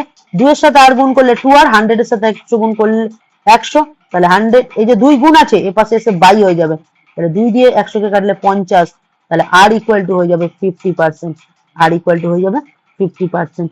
বুঝতে পারলাম। এবার অনেকে বলে দাদা এই পাশটা কিউব করলে কেন, এই যে দুদিকে পাওয়ারটাকে সাথে আমি ক্যান্সেল আউট করতে পারি, ঠিক আছে। বুঝতে পারলাম। তাহলে দেখো 50% কোথায় অপশনে আছে, অপশন সি। দেখতে দেখতে 18টা কোশ্চেন আমাদের হয়ে গেল। একটাই কথা বলবো, এই অবধি যদি ভিডিওটা ভালো লাগে লাইক কমেন্ট শেয়ার করবে, আর তোমরা কি এরকম টাইপের ভিডিও চাও অবশ্যই কমেন্ট করবে। চলো নেক্সট কোশ্চেনে চলে আসি। নেক্সট কোশ্চেন আমাদের বলেছে x - 1 তার হোল স্কয়ার, x - 2 তার হোল স্কয়ার, x - 3 তার হোল স্কয়ার ইকুয়াল টু 0 সমীকরণের বাস্তব বীজ সংখ্যা কত। তাহলে এটা তোমাদের এবার আমরা করে দেখাচ্ছি। চলো আমরা একটা কাজ করি, আমাদের যে ফর্মুলা, ধরো d ইকুয়াল টু ধরে নিলাম b square minus 4ac। b মানে কোনটা বলতো, যে আমরা যেটা শিখেছিলাম b বলতে কিন্তু এখানে আমাদের দেখো সমীকরণ কি কিছু দিয়েছে, সমীকরণ আপাতত তো কিছু দেয়নি, তো যাই হোক সমীকরণ দেয়নি, বাট আমরা সমীকরণ বার করে নেব। x - 1 তার হোল স্কয়ার প্লাস x - 2 তার হোল স্কয়ার প্লাস x - 3 তার হোল স্কয়ার। তাহলে a মাইনাস বি হোল স্কয়ারের সূত্র কি, a square minus 2ab plus b square. এটা কি হবে, a square minus 2 into b, 2 into a into b plus b square. এখানেও হবে x square minus 2ab plus b square. হয়ে গেছে। এবার এখান থেকে আমরা কি করব দেখো, এদিকে ভালো করে দেখো, একটা এক্স স্কয়ার, দুটো এক্স স্কয়ার, তিনটে এক্স স্কয়ার যোগ করলে হচ্ছে 3x স্কয়ার। আচ্ছা মাইনাস 2x আর মাইনাস, আচ্ছা দাঁড়াও এখান থেকে গুণ করি, তাহলে মাইনাস 2x প্লাস 1 প্লাস এখানে মাইনাস, আচ্ছা দাঁড়াও 1 লিখলাম, এখানে হচ্ছে মাইনাস 4x হবে। এদিকে দেখাও, এইটা গুণ করে হলো মাইনাস 2x, এটুকু গুণ করে হলো মাইনাস 4x, এটুকু গুণ করে হবে 3 দুগুণে 6 মাইনাস 6x, আর এদিকে হচ্ছে 3 স্কয়ার 9, আর এখানে একটা 2 স্কয়ার ছিল, 2 স্কয়ার ছিল, তাহলে এটা 4 হবে, এখানে প্লাস 4 লিখে দিলাম। চলো প্লাস 4 লিখে দিলাম, ঠিক আছে। এবার একটু ক্যালকুলেশন করি, 3x square minus 6 minus 4 minus 2, তাহলে মাইনাস 12x, আর 9 আর 4 এ কত হচ্ছে 13, আর এখানে কোথায় 1 আছে, এই যে দেখো 1 4 আর 9, তাহলে প্লাস 14 ইকুয়াল টু 0। তাহলে এইটা হয়ে গেল, বুঝতে পারলাম। তাহলে এখান থেকে এবার আমরা সূত্রে ফেলে করব, ঠিক আছে। এখান থেকে আমরা সূত্রে ফেলবো, বি স্কয়ার মানে এক্স স্কয়ারের সহগ, 4 ইন্টু এ বলতে কি এক্স এর সহগ, আর সি বলতে কি, সি বলতে হচ্ছে 14, 12 স্কয়ার হচ্ছে 144 মাইনাস দেখো 4 3 12 আর 14 এই দুটোকে গুণ করি, 4 দুগুণে 8, 14 আর 12 গুণ করছি, 4 দুগুণে 8, 2 1 কে 2, 1 4 4, 1 1 কে 1, তাহলে 8 6 1 168। তাহলে 168 কে বিয়োগ করলে কি হবে, ঠিক আছে। 168 থেকে দেখো ভালো করে শোনো, 4 3 12, তাই তো, তাই তো 4 3 12 আর এখানে 14, তাহলে আমরা যদি গুণ করি 4 3 12 আর 14 কে গুণ করি, 4 দুগুণে 8, 2 1 আর 1, তাহলে 6 168 আর 12 স্কয়ার 144। একটু ভালো করে দেখো, এটা মাইনাসে চলে আসছে, তাহলে 168 থেকে যদি 144 কে বাদ দিই তাহলে 4 2 24 মাইনাস 24, তাহলে বাস্তব বীজ নেই, কোনো বাস্তব বীজ থাকবে না, কেন অবাস্তব হয়ে যাবে, মাইনাসে চলে গেছে তাই অবাস্তব হয়ে যাবে, ঠিক আছে। বুঝতে পারলাম। ক্যালকুলেশনটা একবার ভালো করে দেখে নাও, এখানে একবার ফর্মুলা বসেছি, এখানে একবার ফর্মুলা বসেছি, এখানে একবার ফর্মুলা বসেছি, এক্স গুলোকে একদিকে করেছি, এক্স স্কয়ার গুলোকে একদিকে করেছি, আর সংখ্যাগুলোকে একদিকে করেছি, দিয়ে এই যে দ্বিঘাত সমীকরণ বের করেছি, অ্যাকচুয়াল বিশিষ্ট দ্বিঘাত সমীকরণ দিয়ে আমরা যে সূত্রটা জানি বি স্কয়ার মাইনাস 4ac দিয়ে বসিয়েছি। বুঝতে পারলাম। এই অঙ্কটা একটু ভালো করে দেখে নিও, ঠিক আছে। চলো নেক্সট অঙ্কে চলে আসা যাক। নেক্সট অঙ্ক কি বলেছে, x 2 plus root 3 equal to y 2 minus root 3 equal to 1। তাহলে আমি একটা কাজ করি, একে এর সাথে সমান করে দিই একবার, আর একে y কেও একবার ওর সাথে সমান করে দিই। চলো তাহলেই তো হয়ে গেল, ঝামেলা শেষ, কেউ কান্নাকাটি করবে না। তাহলে x ইকুয়াল টু কি হবে, 1/2 প্লাস রুট 3, এটা গুণ ছিল, এ পাশে এসে ভাগ, আর সেম ভাবে এটাও এ পাশে এসে ভাগ। তাহলে আমরা x এর মান পেয়ে গেছি, y এর মান পেয়ে গেছি, আর x আর y পেয়ে গেছি। তাহলে আমরা ইজিলি করতে পারবো, কিন্তু না, একটু হড়বড় করলে হবে না। আমরা একটা কাজ করি, x প্লাস 1 বার করে নিই। তাহলে x প্লাস 1 যদি বার করি, তাহলে x এর মান কত ছিল, x এর মান কত ছিল, আচ্ছা দাঁড়াও, এখান থেকে না করণী নিরসন করে নাও তো আগে। একটা কাজ করো, আগে আপাতত এক্সটা এখন এখানে শেষ বসিও না, এদিকে দেখাও, শুধু এক্সটাই বার করছি। 1/2 + √3 আছে তো, এখানে করণী নিরসন করো। 2 - √3, 2 - √3, তাহলে এখানে হবে 2 - √3 আর এখানে হবে 4 - 3, মানে 2 - √3 আর নিচে 1, থাকাও যা না থাকাও তা, তাহলে 2 - √3 হয়ে গেল। সেম ভাবে ওয়াইটাও বার করবো, চলো ওয়াইটাও বার করি, ঠিক আছে। 2 - √3, 2 + √3, তাহলে এখানে প্লাসটা বসে যাবে, 2 + √3, তাহলে এখান থেকে কি হবে 2 + √3 আর এখানে 4 - 3, কেন 2 2 গুণ করলে 4, প্লাস মাইনাসে মাইনাস, √3 গুণ করলে √3 স্কয়ার মানে 3, তাহলে 2 + √3 - 1 মানে হচ্ছে 2 + √3। তাহলে আমরা কিসের মান বার করলাম, y এর মান বার করেছি আর x এর মান বার করেছি, আমাদের লাগবে কি x + 1, তাই তো। তাহলে আমরা এখান থেকে করি x + 1, x এর মান কত ছিল 2 - √3, তার সাথে 1 যোগ করলে কত হবে 2 আর 1 যোগ করলে 3, 3 - √3, তাহলে এটা বেরিয়ে গেল x + 1 এর মান। আর আমাদের লাগবে y + 1, তাহলে y + 1, y এর মান কত বেরিয়েছে 2 + √3 বেরিয়েছে, দেখতে পাচ্ছ 2 + √3, তাহলে এখানে লিখবো 2 + √3 + 1, তাহলে হচ্ছে 3 + √3, বদলাম। তাহলে এখানে এবার মানগুলো পেয়ে গেছি, এবার চলো বসিয়ে দেওয়া যাক। 1/x + 1 + 1/y + 1, তাহলে x + 1 এর ভ্যালু কত বেরিয়েছে 3 - √3, তাহলে লিখবো 1 - 3 - √3 প্লাস y এর মান কত বেরিয়েছে 3 + √3, তাহলে আমরা যদি একটু লসাগু করে নিতে পেরেছি, তাহলে 3 - √3, 3 + √3, আর এইখানে কি বসবে দেখো মাইনাস মাইনাস কেটে গেল, তাহলে প্লাস বসবে 3 + √3 প্লাস এটার সাথে এটা কেটে গিয়ে এখানে এটা বসবে -√3, তাহলে এখান থেকে আমরা কি করতে পারবো +√3 -√3 কেটে যাবে, তাহলে 3 আর 1 3 3 যোগ করবো, 3 আর 3 যোগ করলে 6, 3 আর 3 যোগ করলে 6, আর নিচে কত হবে দেখ 3 আর 3 গুণ করলে 9, তাহলে প্লাস আর মাইনাসে মাইনাস, √3 আর √3 গুণ করলে 3, তাহলে 9 থেকে 6 গেলে কত হয় 9 থেকে যদি আমরা 6 কে বিয়োগ করে দিই তাহলে অ্যান্সার আসবে 3, তাহলে অ্যান্সার আসবে কত 3। আচ্ছা আরেকবার ভালো করে শুনে রাখ, 3 3 কে 9, 9 থেকে 3 বাদ দেবো, 9 থেকে 3 কে বাদ দেবো, তাহলে 6 আসবে, পরিষ্কার দেখতে পাচ্ছি। তাহলে এখানে 6 বসাবো, 6 কে 6 দিয়ে কাটাকুটি করলে 1 অ্যান্সার আসবে, 1 অ্যান্সার আসবে, ঠিক আছে। অঙ্কগুলো একটু বড় বড় অঙ্ক, 2 মার্কসই ধরে রাখো, কিন্তু আমি 1 মার্কসের জন্যই এগুলোকে করাচ্ছি, ঠিক আছে। তাহলে অপশন এ হবে সঠিক, ঠিক আছে। নেক্সট অঙ্কে চলে আসবো, বলেছে x যদি বাস্তব হয়, বলেছে x বাস্তব হলে -3x² + 8x - 4 সংখ্যাগুলির চরম মান কত হবে। তো এই চরম মানের কনসেপ্ট যদি জানতে হয়, তোমাদের একটা কথা বলে রাখি, একটা ফর্মুলা তোমাদের জানতে হবে। সবার আগে আমরা একটা কাজ করি, আমরা না সবার প্রথম আগে d দিয়ে d = 4, মানে যে সূত্র আছে না b² - 4ac, b² - 4ac দিয়ে আমি আগে মানটা বার করি, যেটা কি বেরোচ্ছে মানটা। তাহলে এখানে b² মানে কি x এর সহগ 8, 8 এর স্কয়ার, 4 * a বলতে কত -3, c বলতে কত -4, 8 এর স্কয়ার 64 দেখ মাইনাস মাইনাসে প্লাস, প্লাস মাইনাসে মাইনাস, 4 3 12, 4 12 8 40, তাহলে বিয়োগ করলে কত হচ্ছে 16 হচ্ছে, তাহলে 16 হচ্ছে। এবার এই যে 16টা বেরিয়েছে, ঠিক আছে, এটা তো পজিটিভ বেরিয়েছে, এবার চরম মান যে বার করতে হয় তার যে সূত্র আছে, এই যে যেটা বেরোলো এটা হচ্ছে মাইনাস, এটাকে ডি ধরেছিলাম পুরোটাকে, আমি ডি ধরলাম -d বাই কি করতে হবে 4a লিখতে হবে, তাহলে -d মানে -16, 4 যেমন লিখলাম, a মানে কত ধরেছিলাম, a মানে -3 ধরেছিলাম, -3, তাহলে -16 বাই -12, তাহলে মাইনাস মাইনাস কেটে গেল, 3 4 3 12, 4 4 16, মানে 4/3, এটা হচ্ছে আমাদের অ্যান্সার। দেখতো অপশন বি তে তাই আছে 4/3, বড় হলাম। তাহলে দেখতে দেখতে কিন্তু আমাদের 21টা অঙ্ক হয়ে গেল। চরম মান বার করার কিন্তু এটা সূত্র, বারবার বলছি, -d/4a, d বলতে এই যে যেটা বার করলি, মানে এটাকে তুই এরকম ভাবে লিখতে পারিস -b² - 4ac বাই 4a, বদলাম। চল এবার আমরা চলে আসি 22 নম্বর অঙ্কে। এতক্ষণ ধরে ভিডিওটা দেখছিস, যদি ভালো লাগে একটা লাইক কমেন্ট শেয়ার করে দে, আর চ্যানেলটা সাবস্ক্রাইব না করলে করে দে, এটুকুই তোদের কাছে রিকোয়েস্ট করবো। চল নেক্সট কোশ্চেনে চলে আসি। আচ্ছা 22 নম্বর অঙ্কটা আমার ছেলেপুলেদের আমি ভাবছি একটুখানি দেখি ওরা পারে কিনা। দেখ এখানে যেটা দিয়েছে, তুই চোখ বন্ধ করে করণী নিরসন করবি, করণী নিরসন করলি, এখান থেকে করণী নিরসন যদি করিস, করার পর দেখবি তোদের এরকম একটা মান বেরোবে, ধর এরকম একটা মান বেরোলো, কথার কথা ধর সাপোজ এদিকে বেরোলো হচ্ছে ধর 11, আর মাইনাস এদিকে বেরোলো 6√3। ভালো করে শুনবি, এটার করণীয় নিরসন করে এটা বেরোলো। আর এদিকে x প্লাস ওয়াই √3 আছে।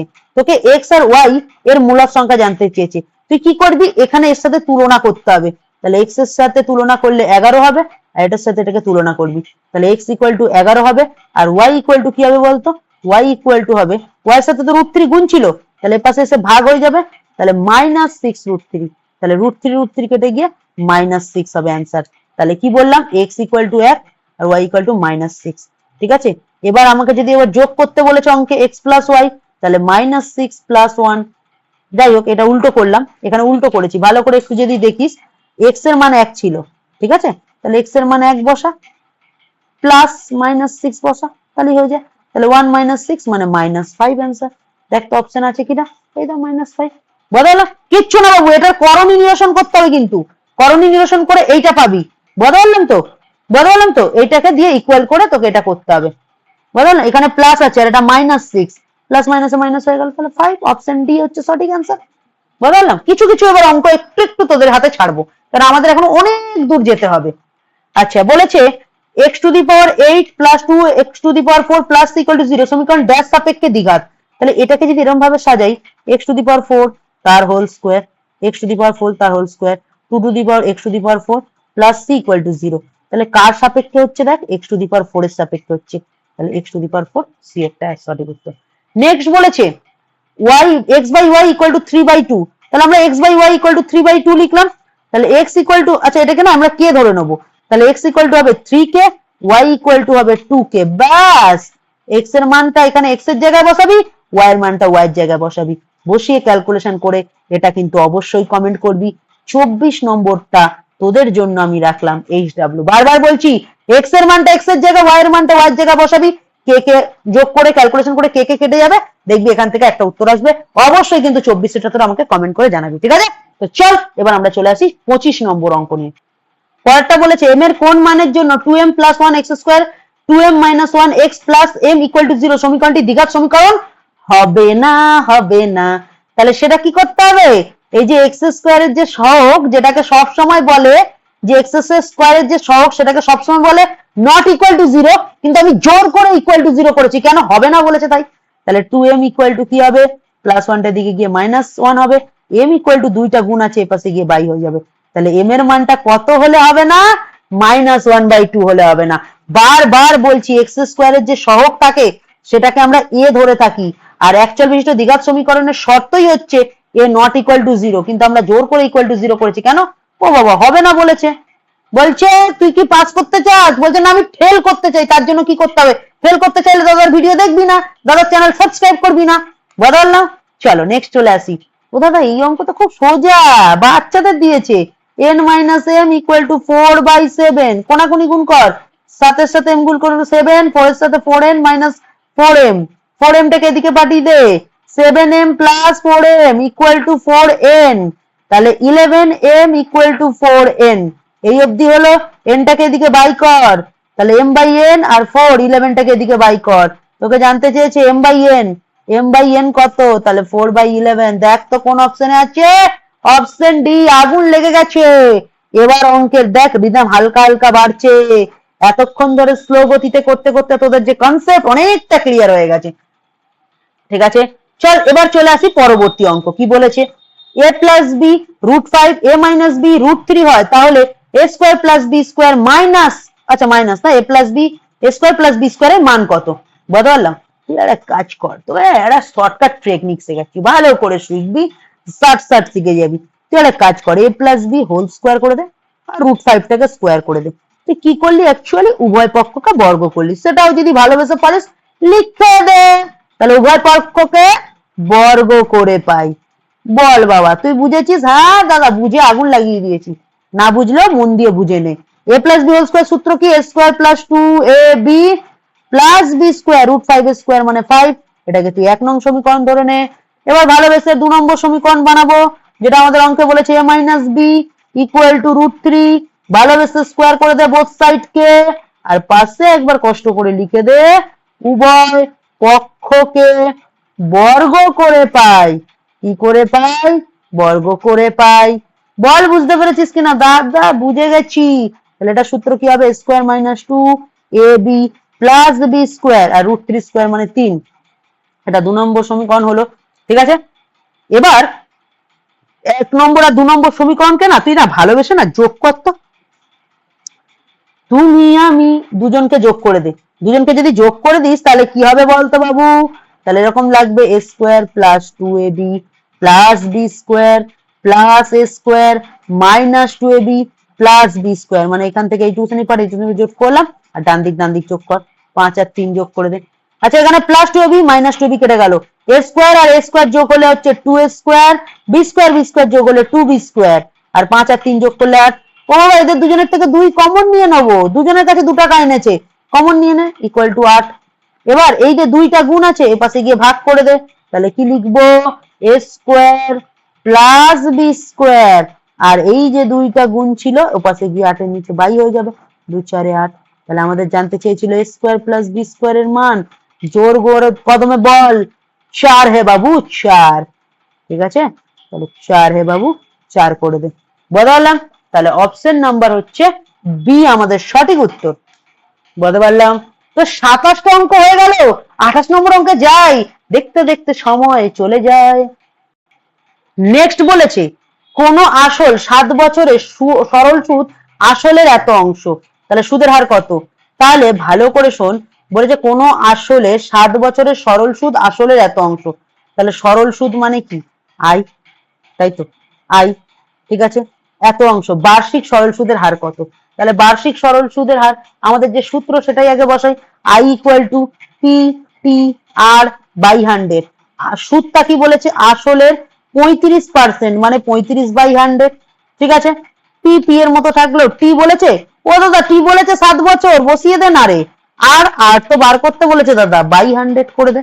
চল এবার এদিকে তাকা বাবা, পি পি ভোগ কাটা 100 100 ভোগ কাটা 7 5 35 আর ইকুয়াল টু 5% লিখে দে, যে ছাগলটা বোঝেনি তাকে একবার বুঝিয়ে দি। এ পাশের পি কেটে গেল, নিচের 100 কাটলো, 7 দিয়ে 35 কে কাটলে 5 আর ইকুয়াল টু 5%। ও দাদা অপশনটা দাগাও, এই তো অপশন বি। ঠিক আছে, চল তাহলে পরেরটায় চলে আসে যাক। আচ্ছা দেখতে পাচ্ছিস 2x minus y square plus 3y minus 2z square equal to 0 হলে এটার অনুপাত নির্ণয় করো। ও খোকা চল না একটু বাড়ির কাজ দিয়ে এটা আমাকে করে অবশ্যই একবার কমেন্ট সেকশনে জানাস তো ভালোবেসে। 29 নম্বর অঙ্কটা তোদের জন্য এই টাইমে থাকলো, না পারলে আমি আছি, আমার হোয়াটসঅ্যাপে যুক্ত কোশ্চেনটা স্ক্রিনশট তুলে পাঠিয়ে দে, দাদা এই অঙ্কটা করে দাও, আমিও সাথে সাথে তোকে করে দেবো। ঠিক আছে, চল চলে আসি পরবর্তী অঙ্কে। আচ্ছা নেক্সট অঙ্কটা কি বলেছে একবার দেখে নেওয়া যাক। নেক্সট অঙ্কটা বলেছে এক্স এর মান বলেছে 3 প্লাস √3 আর এক্স ওয়াই এর মান 6 বলেছে, x square plus y square এর মান বার করতে বলেছে।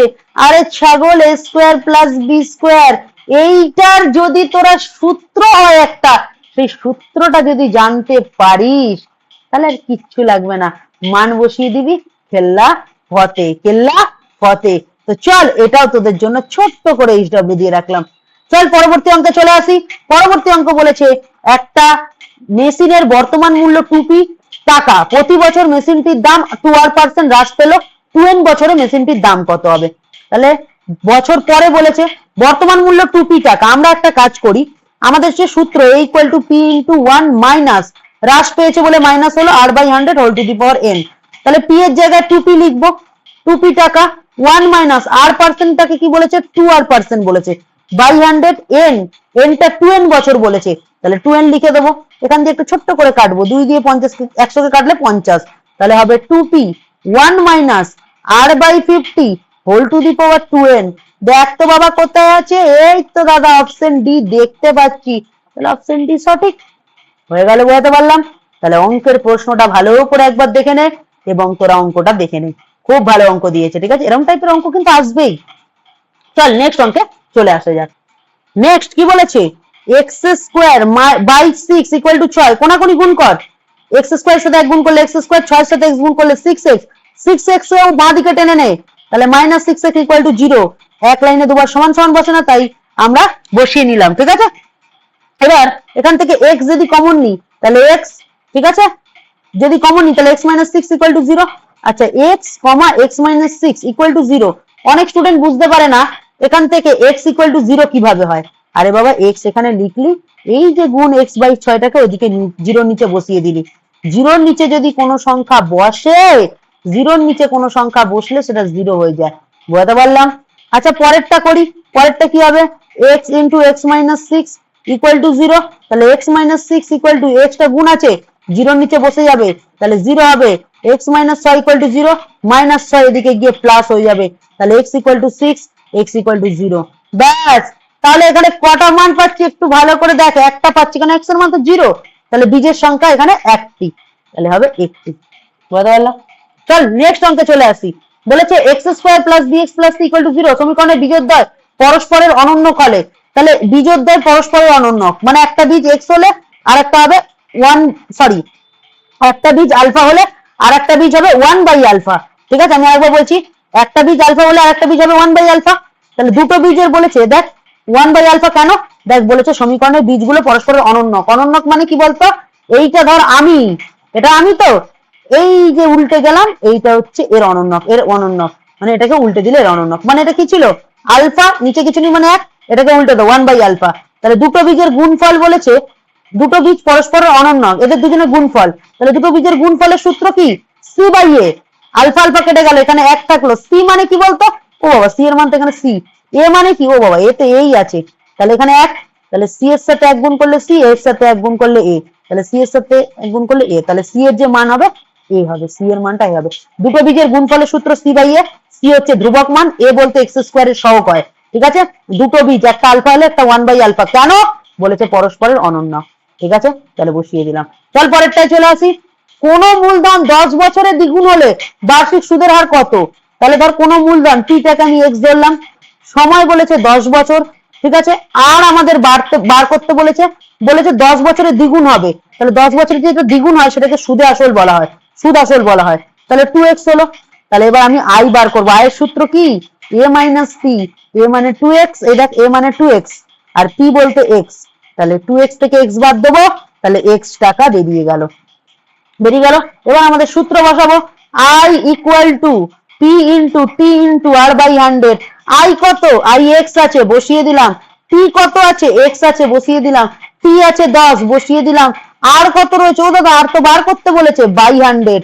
ঠিক আছে, নিচে কিছু নেই মানে এক, এক দিয়ে এটাকে যদি গুণ করি তাহলে হবে 10x আর 100 দিয়ে x কে গুণ করলে হবে 100x।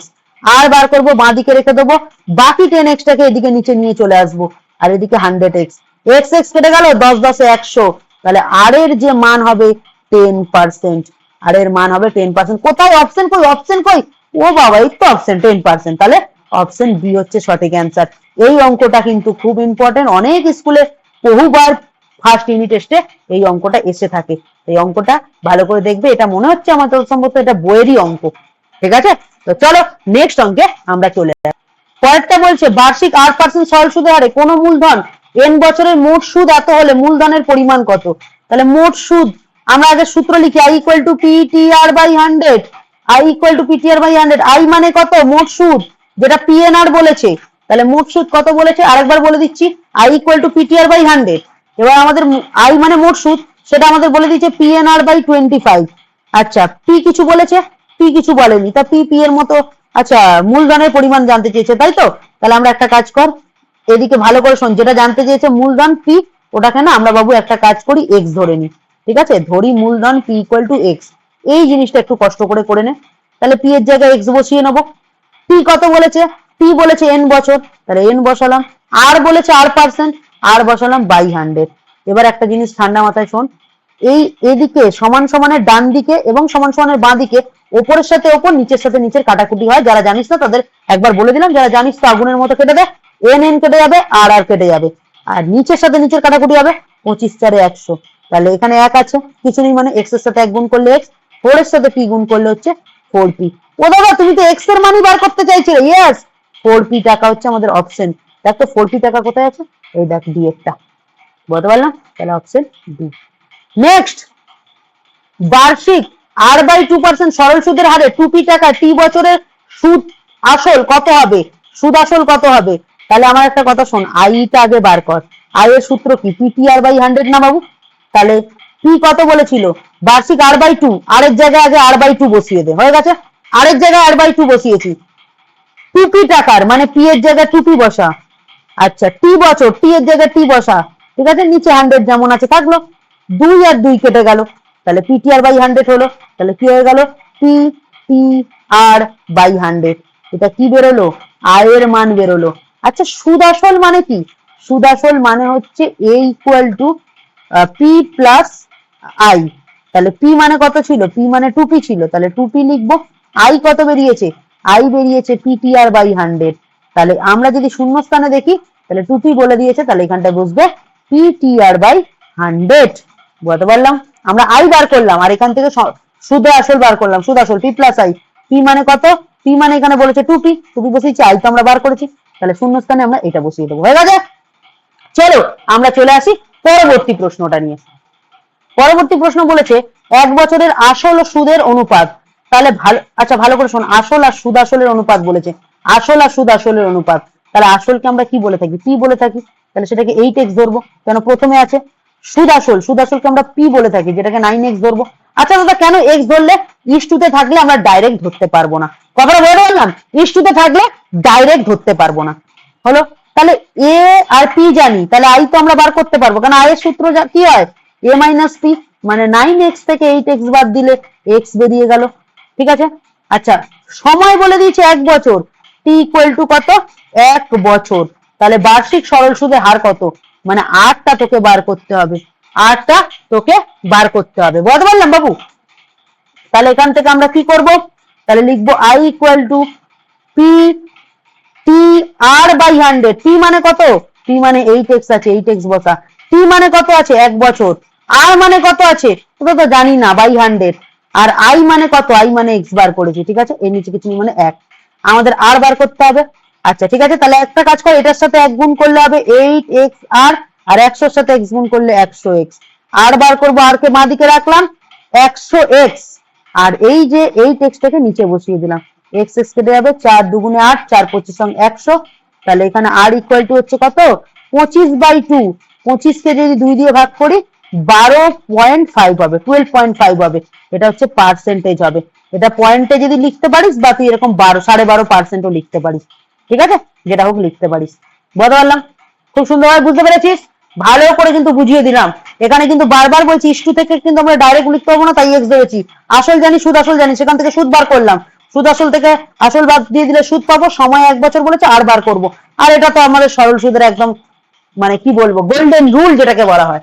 নেক্সট বলেছে একটি ঘনকের পার্শ্বতলের ক্ষেত্রফল এত বর্গ হলে ঘনকের আয়তন কত। আচ্ছা ঘনকের পার্শ্বতল, ঘনকের 4টে তল থাকে, ঘনকের 4টে তল থাকে, আর তার পার্শ্বতলের সংজ্ঞা মানে এই ফর্মুলা হচ্ছে 4a²। তাহলে 256, 4 গুণ আছে এ পাশে বাই করে দে, তাহলে 256/4 করলে 4 6 24, 4 4 16, তাহলে 64। a² = 64, এদিক থেকে স্কোয়ার উঠলে এদিকে রুট, 64। 64কে আমি এরকম ভাবে লিখতে পারি 8 8 64, সেখান থেকে 8 বেরিয়ে আসবে, তাহলে a = 8 বেরিয়ে এলো। আচ্ছা তোদের একটা কথা বলি, এ মানে কি জানিস, এ মানে তোরা অনেকে জানিস আবার অনেকে জানিস না, এ মানে হচ্ছে বাহুর দৈর্ঘ্য, বাহুর দৈর্ঘ্য। আচ্ছা আমাদের অঙ্কে জানতে চেয়েছে ঘনকটির আয়তন, তাহলে তোদের একটু বলে রাখি, ঘনকের আয়তনের সূত্র, ঘনকের যে আয়তন তার সূত্র হচ্ছে বাহুর কিউব, আর বাহু মানে a কিউব, আর a মানে 8, 8 এর কিউব, 8 এর কিউব মানে 8 × 8 × 8, 8 8 64, 64 × 8 করলে 8 4 32, 7 3 6 4 40, 49 50 51, 512। দেখ অপশন নাম্বার ডি আছে 512 ঘনমিটার। বারবার বলবো আয়তনের একক কিন্তু হয় ঘনমিটার। তাহলে বোঝাতে পারলাম, তাহলে কি করলাম, পার্শ্বতলের ক্ষেত্রফল 4a², আমাদের বলে দিয়েছিল 256, সেখান থেকে বাহুর দৈর্ঘ্য বার করলাম, বাহুর দৈর্ঘ্য কিউব করলাম, সেখান থেকে আমাদের বেরিয়ে গেল ঘনকের আয়তন, ঠিক আছে। তো চলো চলে আসবো এবার আমরা পরবর্তী প্রশ্নে। আচ্ছা কি বলেছে, পরবর্তী প্রশ্ন বলেছে দুটি ঘনকের আয়তন 1:27 হলে ঘনক দুটি সমগ্রতলের ক্ষেত্রফল। আচ্ছা ঘনকের যে আয়তনের সূত্র হয় না বাবু, ঘনকের যে আয়তনের সূত্র সেটা তোমাদের আগে জানতে হবে। তো ঘনকের আয়তনের সূত্র একটু আগেই আমি তোমাদের শিখিয়েছি। তাহলে ঘনকের যে আয়তনের সূত্র, দুটো ঘনকের আয়তনের সূত্র, তাহলে ঘনকের আয়তনের সূত্র আমরা এরকম ভাবে লিখবো, প্রথম ঘনকের আয়তন, প্রথম ঘনকের আয়তন আমরা এ ধরে নিলাম, ঠিক আছে, আর দ্বিতীয় ঘনকের আয়তন, দ্বিতীয় ঘনকের আয়তন আমরা কি ধরে নিলাম বাবু, আমরা ধরে নিলাম বি ধরে নিলাম। 1:27 বলেছে, তাই 1/27 করলাম। তাহলে প্রথম ঘনকের আয়তনকে এ ধরেছি, মানে কি হবে এ কিউব। দ্বিতীয় ঘনকের আয়তন বি ধরেছি, মানে বি কিউব, 1/27। ঠিক আছে, এবার এই দিকের কিউব, তাহলে এই দিকটাকেও কিউব করব, তাহলে এ কিউব বাই বি কিউব, আর এই দিকটা তাহলে হবে 1 এর কিউব বাই 3 এর কিউব করলে 27 হয়। তাহলে বোথ সাইড দিয়ে কিউব ক্যান্সেল হয়ে গেলে এ বাই বি ইকুয়াল টু হবে 1/3, মানে এর মান হবে 1, মানে এইখানের বাহুর দৈর্ঘ্য হবে 1 আর দ্বিতীয়টার বাহুর দৈর্ঘ্য হবে 3। তাহলে প্রথম ঘনকের বাহুর দৈর্ঘ্য 1 সেমি, দ্বিতীয় ঘনকের বাহুর দৈর্ঘ্য 3 সেমি। বুঝতে পারলাম? এবার আমাকে অঙ্কে জানতে চেয়েছে ঘনক দুটির সমগ্রতলের ক্ষেত্রফল। তাহলে লিখবো প্রথম ঘনকের সমগ্রতল, প্রথম ঘনকের সমগ্রতল। সমগ্রতলের সূত্র কারা জানো? কমেন্ট করো, আমি করিয়েছিলাম বেসিক, কিন্তু 6a²। তাহলে 6 ইন্টু এ বলতে কোনটা, এই যে এ বলতে 1, তাহলে 1 স্কোয়ার করলে 6 হবে। এরপরে আমরা করব দ্বিতীয় ঘনক, দ্বিতীয় ঘনকের সমগ্রতলের ক্ষেত্রফল 6 ইন্টু এ স্কোয়ার, বাহু স্কোয়ার, কিন্তু বাহু বলতে এখানে কোনটা 3, তাহলে 6 ইন্টু বি স্কোয়ার, মানে 6 ইন্টু 3 স্কোয়ার, মানে 6 ইন্টু 3 স্কোয়ার 9, 3 স্কোয়ার করলে 9, 6 নং কত 54, 6 নং কত হচ্ছে 54। বুঝতে পারলাম? তাহলে একটা 54 একটা 6। আমাকে বলেছে প্রথম ঘনকের সমগ্রতল আর দ্বিতীয় ঘনকের সমগ্রতলের অনুপাত। তাহলে লিখবো ঘনক দুটির সমগ্রতলের অনুপাত, সমগ্র তলের অনুপাত। তাহলে সমগ্রতলের অনুপাত কত, 6:54। এবার ইস্টু থেকে বাই করব, 6/54, 6 কে 6, 6 নং 54, তাহলে 1:9 হবে। বদলাম, তাহলে ইস্টু থেকে বাই করে কাটাকুটি করে আমরা অ্যান্সারটা লিখে ফেলবো। খুব ভালো একটা অঙ্ক। কি করলাম, প্রথম ঘনকের আয়তন এ ধরলাম। আচ্ছা, তোমরা একটা কাজ করো, এ কিউব বি কিউব ধরে নাও, তাহলে সব থেকে বেস্ট হবে। তাহলে বোঝাতে পারলাম? তো চলো এরপরে নেক্সট অঙ্কে চলে আসবো। বলেছে একটা ঘনকের সমগ্রতলের ক্ষেত্রফল এস। তাহলে ঘনকের সমগ্রতলের ক্ষেত্রফল এস। আচ্ছা বাবু, এস মানে তাহলে আমরা কি বলতে পারি? সমগ্রতলের ক্ষেত্রফল একটু আগেই বললাম 6 ইন্টু বাহু স্কোয়ার, মানে 6a স্কোয়ার। আচ্ছা, এবং ঘনকের কর্ণের দৈর্ঘ্য ডি। আচ্ছা, ডি মানে আমরা কি বলতে পারি? √3 ইন্টু বাহুর দৈর্ঘ্য, √3 ইন্টু বাহুর দৈর্ঘ্য। ঠিক আছে, বললাম √3 ইন্টু বাহুর দৈর্ঘ্য। আচ্ছা, এস ও ডি এর মধ্যে সম্পর্ক নির্ণয় করো। এবার খুব ভালো করে ঠান্ডা মাথায় শুনবি, ঠিক আছে? তাহলে কি বললাম, √3 ইন্টু বাহুর দৈর্ঘ্য, আবার বাহুর দৈর্ঘ্য স্কোয়ার করছি কেন ধর। তাহলে √3 ইন্টু বাহুর দৈর্ঘ্য, তাহলে কি বললাম, সমগ্রতল হচ্ছে s equal to 6a square আর ডি হচ্ছে কর্ণের দৈর্ঘ্য √3 ইন্টু বাহুর দৈর্ঘ্য। আচ্ছা বাবু, আমি একটা কাজ করি, এই √3টা এখানে আছে তো, গুণ আছে তো, এর পাশে বাই করে দিই। তাহলে ডি বাই √3 ইকুয়াল টু এ হয়ে গেল। তাহলে এর যে মানটা পেলাম, এর মানটাকে না এখানে আমি পুট করবো। তাহলে এস ইকুয়াল টু 6 ইন্টু এর জায়গায় লিখবো ডি বাই √3 তার স্কোয়ার। তাহলে করলে কত হবে, S equal to 6 into D এর স্কোয়ার করলে ডি স্কোয়ার, √3 স্কোয়ার করলে 3 হলো। তাহলে 3 দিয়ে 6 কে কাটলে 3 দুগুণে 6, তাহলে S equal two 2d square, S equal two 2d square. এই দুইটা গুণ আছে তো, এ পাশে বাইরে করে দে, তাহলে s বাই 2d স্কোয়ার। তাহলে এখান থেকে আমরা কি করলাম, s বাই 2d স্কোয়ার করে দিলাম। তাহলে d square equal to s by 2 করে দিলাম। বুঝতে বললাম? তাহলে d square equal to s by 2 হয়ে গেল। বুঝতে পারলে বাবা? তাহলে এই ছিল আমাদের 40 খানা অঙ্ক।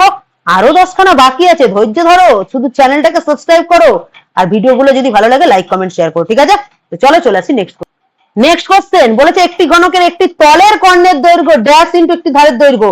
ঘনকের, ভালো করে শোনো, ঘনকের যদি কর্ণের দৈর্ঘ্য বলে √3 ইন্টু বাহুর দৈর্ঘ্য, কিন্তু বলেছে একটি তলের কর্ণের দৈর্ঘ্য। এটা হেভি ইজি, HW দিলাম, তোরা কমেন্ট করিস বা দরকার পড়লে আমি ভিডিও শেষে তোকে বলে যাব, ঠিক আছে? তোরা কমেন্ট কর, আমি ভিডিও শেষে তোদের বলে যাব, ঠিক আছে? তো চল নেক্সট অঙ্কে চলে আসি। নেক্সট অঙ্ক কি বলেছে বাবু? বলেছে a:b, b:5, আচ্ছা c:8 হলে এর 50%, b এর 20% হলে c এর মান কত? তুই একটা কাজ কর, a/2 লিখলি, ঠিক আছে? আচ্ছা, ইকুয়াল টু b/5 আছে মানে b/5 কর, c:8 আছে মানে c/8 কর, এবং পার্সেন্টেজ আছে বলে প্রত্যেককে 100 দিয়ে গুণ কর, প্রত্যেককে 100 দিয়ে গুণ কর। তাহলে একটা মজা দেখতে পাবি। এদিকে তাকা, 2 দিয়ে 100 কে করলে 50, দেখ এর 50%, 5 দিয়ে 100 কে কাটলে 20, দেখ b এর 20%। এবার এটাই মেন কথা, 4 দুগুণে 8, 4 25 সঙ্গে 100, 2 দিয়ে 25 কে কাটলে হয় 12.5, তাহলে এটা হবে c হচ্ছে 12.5। তাহলে c টা হবে কত, 12.5। বললাম, চল এরপর চলে আসি 43 নম্বর। বলছে এক ব্যক্তি ব্যাংকে 100 টাকা জমা রেখে 2 বছর পর সুদে মূলে এত টাকা পেলে বার্ষিক চক্রবৃদ্ধি সুদের হার কত? তাহলে বার্ষিক চক্রবৃদ্ধি সুদের আমাদের হার বার করতে বলেছে। তাহলে আমরা একটা কাজ করি, আমাদের যে formula a equal to p into 1 plus r by 100 whole to the power n, 100 টাকা জমা রেখেছিল, p কে 100 ধরে নিলাম, সুদে মূলে কত 121 টাকা পেয়েছে, তাহলে সুদে মূলে p এর জায়গায় আমরা 121 লিখবো, 1 প্লাস, আচ্ছা সুদের হার জানতে চেয়েছে, তাহলে আর জানতে চেয়েছে, n কত বছরে, 2 বছরে, কত বলেছে 2 বছরে, তাহলে 2 বসিয়ে দিলাম, 100 গুণ আছে এটার সাথে, পাশে এসে ভাগ কর, 121 বাই 100, আর এদিকে 1 plus r by 100 whole to the power square আছে। আচ্ছা তোরা একটা ভাবতো 121 আর 100 এটাকে এরকম ভাবে লিখতে পারি, 11 বাই 10 তার হোল স্কোয়ার, কেন বলতো 11 স্কোয়ার করলে 121, 10 স্কোয়ার করলে 100, 1 plus r by 100 whole square, তাহলে বোথ সাইড দিয়ে স্কোয়ার ক্যান্সেল আউট হয়ে গেল, তাহলে 11 বাই 10, এই প্লাস 1টা এদিকে এসে মাইনাস 1 হলো r বাই 100। ঠিক আছে বাবু, তাহলে এবার আমরা একটা কাজ করি, এখান থেকে আমরা একটা কাজ করি, ঠিক আছে ভালো করে দেখে নে, এখান থেকে আমরা কাজ করি 10 লসাগু করি, তাহলে 11 মাইনাস 1 এর সাথে 10 গুণ করলে 10 r বাই 100। ঠিক আছে বাবু, তাহলে এখান থেকে 11 থেকে 10 গেলে 1 by 10 equal to r by 100, তাহলে r এর সাথে 10 গুণ করলে হবে 10r, আর 10 100 এর সাথে 1 গুণ করলে হবে 100, তাহলে r ইকুয়াল টু 100 বাই 10, তাহলে কত 10 10 100, তাহলে r ইকুয়াল টু 10%। দেখ তো বাবু মিললো কিনা, কোন অপশনে আছে, অপশন 10%, অপশন 10%, এই তো অপশন এ, তাহলে অপশন এ হচ্ছে আমাদের সঠিক উত্তর, তাহলে অপশন এ হচ্ছে আমাদের সঠিক উত্তর, বুঝতে পারলাম তো, খুব ভালো করে অঙ্কটা দেখ। আর যেহেতু চক্রবৃদ্ধি সুদ বলেছে, তাই চক্রবৃদ্ধি সুদের ক্ষেত্রে সমূল চক্রবৃদ্ধির যে সূত্র সেটা বসিয়েছি, কারণ আমাদের বলেই দিয়েছে সমূল চক্রবৃদ্ধি এত পেলে, আমাদের শুধু চক্রবৃদ্ধি বলেনি। ঠিক আছে, তাহলে চ আমাদের 43 খানা অঙ্ক হয়ে গেল, পরবর্তী অঙ্কে আমরা যাই। এখন অব্দি যদি ভিডিওটা ভালো লাগে লাইক কমেন্ট শেয়ার করে দে, চ্যানেলটাকে সাবস্ক্রাইব করে দে, সেকেন্ড ইউনিটের ফাইনাল টেস্ট আগুন ধরিয়ে দেবো। চল নেক্সট অঙ্কে চলে আসি। বলছে সময়ের সঙ্গে কোনো কিছু নির্দিষ্ট হারে বৃদ্ধি পেলে সেটাকে ড্যাশ বলে। আরে বাবা এ তো খুব সোজা দাদা, বৃদ্ধি পেলে সমহার বৃদ্ধি, হ্রাস পেলে সমহার হ্রাস। আচ্ছা বলছে একটি লম্ব বৃত্তাকার চোঙের ব্যাসার্ধের দৈর্ঘ্য অনুপাত 2:3। ঠিক আছে, অনেক স্টুডেন্টকে দেখেছি চোঙের অঙ্ক করতে গেলে একটু ভয় পায়, তো আমি তাদের অঙ্ক নিয়ে বলবো একটাই কথা, চিন্তা করার দরকার নেই, আমি যতক্ষণ আছি। বলছে চোঙের একটি লম্ব বৃত্তাকার নিরেট চোঙের ব্যাসার্ধের দৈর্ঘ্য বলেছে, দুটো বলেছে, আচ্ছা দুটো লম্ব বৃত্তাকার নিরেট চোঙের ব্যাসার্ধের দৈর্ঘ্য অনুপাত 2:3 বলেছে, উচ্চতার অনুপাত 5:3 হলে আয়তন কত? আচ্ছা ঠান্ডা মাথায় শোন, আমরা ধৈর্য ধরে ধরে লিখবো দুটি লম্ব বৃত্তাকার চোঙের ব্যাসার্ধ, দুটি লম্ব বৃত্তাকার চোঙের ব্যাসার্ধ। ঠিক আছে, দেখ এখানে 2:3 আছে, তো আমরা এরকম ভাবে লিখবো r1 ইকুয়াল টু 2x আর r2 ইকুয়াল টু 3x করলাম। আচ্ছা দুটি লম্ব বৃত্তাকার চোঙের আয়তন, উচ্চতা বলেছে, উচ্চতা, তাহলে আমরা কি লিখবো, উচ্চতা লিখবো h1 ইকুয়াল টু 5y আর h2 ইকুয়াল টু 3y। এবার অনেক স্টুডেন্ট বলছে দাদা yx তো নেই, আরে বাবা আমি কি বলেছিলাম, অনুপাত থাকলে তুই ডাইরেক্ট ধরতে পারবি না, সেটাকে তোকে কি করতে হবে, x এর আকারে ধরে নিতে হবে, বুঝতে পারলাম। আচ্ছা এবার বলেছে এদের আয়তনের অনুপাত কত, তাহলে লিখি দুটি লম্ব বৃত্তাকার চোঙের আয়তন, তাহলে দুটো লম্ব বৃত্তাকার চোঙের আয়তন, তার জন্য আমাকে সূত্র জানতে হবে কি, আয়তন। তাহলে ভালো করে শোন, আয়তন এর অনুপাত জানতে চেয়েছে, তাহলে লিখি আয়তনের অনুপাত, তাহলে দুটো লম্ব বৃত্তাকার চোঙের আয়তনের অনুপাত। আচ্ছা আয়তনের সূত্র কি জানিস তোরা, আয়তনের যে সূত্র হয় সেটা হচ্ছে কি পাই আর square H is to pi R square H. আচ্ছা দুখানা এরকম লিখবো, কিন্তু ডিফারেন্স কিভাবে রাখবো, এর জন্য প্রথমটাকে 1 1, পরেরটাকে 2 2, মানে কি লিখলাম পাই আর 1 square h1 is to pi R 2 square into h2। ঠিক আছে, এবার অলরেডি আমরা মান পান জানি, বসিয়ে দেবো। দেখ ভালো করে শোন, r1 মানে 2x, তাহলে এখানে কত বসাবো, r1 এর জায়গায় 2x বসিয়ে দেবো, তাহলে ইন্টু 2x তার স্কোয়ার, h1 h1 তো জানি 5y বসিয়ে দে। আচ্ছা ইস2 থেকে তোরা জানিস না বাই করতে পারিস, আচ্ছা বাই করে দে। আচ্ছা পায়ের মতো বসিয়ে দে, r2 মানে কত, দেখ 3x আছে, তাহলে 3x এর স্কোয়ার করে দে, আর h2 মানে 3y আছে, 3y বসিয়ে দে। এবার চল কাটাকুটি শুরু কর, পাই পাই ভোগ কাটা, এটা যদি একটুখানি করিস তাহলে 4x² ইন্টু 5y, আর এটা হবে 9x² ইন্টু 3y।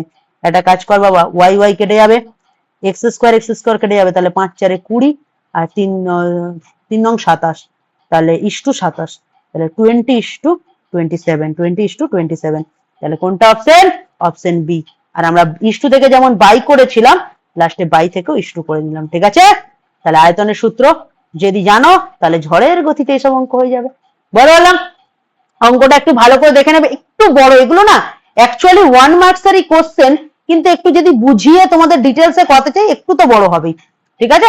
তো চলো এবার আমরা চলে আসবো পরবর্তী কোশ্চেনে। বলেছে একটি লম্ববৃত্তাকার চোঙের ব্যাসার্ধের দৈর্ঘ্য, একটা লম্ববৃত্তাকার চোঙের ব্যাসার্ধের দৈর্ঘ্য দ্বিগুণ উচ্চতা অর্ধেক করা হলে বক্রতলের ক্ষেত্রফল পূর্বের চোঙের বক্রতলের ক্ষেত্রফলের কি হবে? আচ্ছা, চোঙের যে ক্ষেত্রফল, ভালো করে শোনো, চোঙের ক্ষেত্রফল, চলো চোঙের ক্ষেত্রফল, চোঙের ক্ষেত্রফলের সূত্র কি? 2πr/h, ঠিক আছে?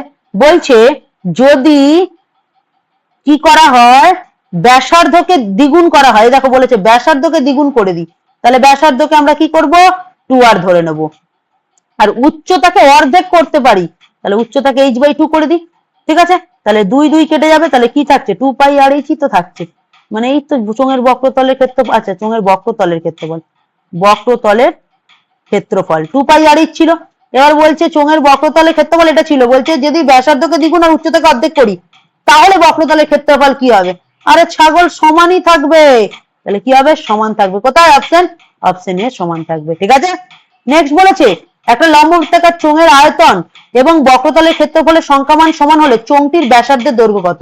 আচ্ছা, চোঙের আয়তনের সূত্র একটু আগেই করেছি πr²h, আর বক্রতলের ক্ষেত্রফল একটু আগেই করলাম 2πr/h। এবার বলছে ব্যাসের দৈর্ঘ্য কত? ভালো করে শোনো, ব্যাসের দৈর্ঘ্য বলেছে, তাহলে প্রথমে পাই কেটে দিই, h কেটে দিই, ঠিক আছে? আর দিয়ে r² কে কাটলে একটা আর পড়ে থাকবে, মানে r = 2। আরে r মানে তো ব্যাসার্ধ, r মানে তো ব্যাসার্ধ। এবার আমাকে জানতে চেয়েছে ব্যাস, তাহলে ব্যাস তো 2r হয়, তাহলে 2 × 2 মানে 4 সেন্টিমিটার হবে। আচ্ছা, এখানে সেন্টিমিটার তো নেই, তাই একক হবে, তাহলে এখানে কত হবে? 4 একক, 4 একক হবে। বুঝতে পারলাম? ব্যাসার্ধ থেকে ব্যাস বার করতে গেলে 2 দিয়ে গুণ করবো, তাহলেই হয়ে যাবে 4 একক। চলো নেক্সট অঙ্কে চলে আস। নেক্সট অঙ্ক কি বলেছে? p + q এত, p - q এত হলে pq এর মান কত? আরে ছাগল, এই রকম একটা অঙ্ক তোদের অলরেডি আমার করে দেওয়া আছে, অলরেডি করে দেওয়া আছে। তোরা কি করবি? আরো একটা উপায় করতে পারিস, এটাকে এরকম ভাবে কাজ কর, p + q, ঠিক আছে, = √13, যেমন আছে লিখলি, যেমন আছে লিখলি, লেখার পর এইটাকে না তোমার এরকম আছে তো, এটাকে তুই 1 নং সমীকরণ ধরে নে, আর p - q = √5 লেখ, দিয়ে এটাকে 2 নং সমীকরণ ধর, দিয়ে তুই এখান থেকে অপনয়ন কর। কি কর? অপনয়ন কর। অপনয়ন পদ্ধতি করার পর দুটো মান বেরোবে, এখান থেকে একটা p এর মান বেরোবে, একবার q এর মান বেরোবে, দুটোকে ইনটু করে দে, p আর q ইনটু করে দে, করে দিলেই উত্তর পেয়ে যাবি। চল, এটা তোদের জন্য HW দিয়ে দিলাম, ঠিক আছে? মাত্র 3-4টা অঙ্ক HW দিয়েছি। নেক্সট, পাই √পাই একটি দ্বিঘাত করণী, ভালো করে শুনবি। এখানে যদি কোনো একটা অন্য সংখ্যা থাকতো তাহলে কিন্তু আমরা করণী বলতে পারতাম, যেহেতু পাই আছে তাহলে এটা হবে মিথ্যা, এটা কি হবে? মিথ্যা হবে, ঠিক আছে বাবু, এটা কি হবে? মিথ্যা। নেক্সট বলেছে অনুবন্ধী করণী, অনেক স্টুডেন্ট পারে না, আমি আজকে একটা টিকে শিখিয়ে দেবো। বলেছে এটার অনুবন্ধী করণী কি হবে? আমি বলবো এটাকে দেখে দেখে টুকে দে, এটাকে দেখে দেখে টুকে দে। হয়েছিস তো? টুকে দিয়েছিস তো? চল, অ্যান্সার হয়ে গেছে। খালি একটা কাজ কর, রুটযুক্ত সংখ্যাকে খোঁজ। এই তো রুটযুক্ত সংখ্যা, ব্যাস রুটযুক্ত সংখ্যা পেয়েছিস তো? এর আগে সাইন কি আছে দাদা? কিছু নেই, মানে প্লাস, তো সাইনটাকে চেঞ্জ করে দে, মাইনাস করে দে। আবার বলছি, যেটা আছে দেখে দেখে টোপ, রুটযুক্ত সংখ্যার আগে কি সাইন ছিল? কিছু নেই, মানে প্লাস ছিল, তুই জাস্ট চেঞ্জ করে দে, মাইনাস করে দে, হয়ে গেল। তো চলো, √50 কমপ্লিট। তাহলে একটা আস্তিক স্যারের অটোগ্রাফ দিয়ে আজকে তাহলে ক্লাস শেষ করছি। তাহলে কেমন লাগলো ক্লাস তোমরা কেউ জানাতে ভুলবে না, ঠিক আছে? কেমন লাগলো ক্লাস অবশ্যই কমেন্ট করবে, ঠিক আছে? আর প্লিজ প্লিজ প্লিজ চ্যানেলটাকে সাবস্ক্রাইব করো, ভিডিওটা ভালো লাগলে লাইক কমেন্ট শেয়ার করো, আর এটা যদি পিডিএফ পেতে চাও তাহলে হোয়াটসঅ্যাপে যুক্ত হও, ঠিক আছে? তো চলো, খুব ভালো লাগলো, সেশনটা অনেকটা বড় ছিল কিন্তু বেশ মজা ছিল। আচ্ছা, তোমরা এবার এইটা দেখার পর 2 মার্কস চাইছো, তাহলে কমেন্ট করো না বাবা, 2 মার্কসের কমেন্ট করো। আর আমি যে কোশ্চেনগুলো HW দিলাম সেগুলোও কিন্তু অ্যান্সার করে কমেন্ট করবে, ঠিক আছে? তো চলো, আজকের মতো বিদায়। সবাই খুব ভালো থেকো, সুস্থ থেকো, বাড়ির সকলকে নিয়ে চ্যানেলটাকে সাবস্ক্রাইব করতে ভুলো না। আর একটাই কথা বলবো, চ্যানেলটাকে যদি ভিডিওটা ভালো লাগে লাইক কমেন্ট শেয়ার করে দিও, ঠিক আছে? তো চলো বন্ধু, আজকের মতো বিদায় থেকে নিচ্ছি। খুব ভালো থেকো, খুব ভালো থেকো, আর ফার্স্ট ইউনিট টেস্টটা ভালো রেজাল্ট করো, করে কমেন্ট করে জানাও কতটা কাজে লাগলো এই 1 মার্কসের যে ম্যারাথন ক্লাসটা বা এই যে ক্লাসটা। আমি জানি এখান থেকে অঙ্ক না আসলেও কনসেপ্ট গুলো তোমাদের অনেকটা কাজে লাগবে, ঠিক আছে? চলো টাটা।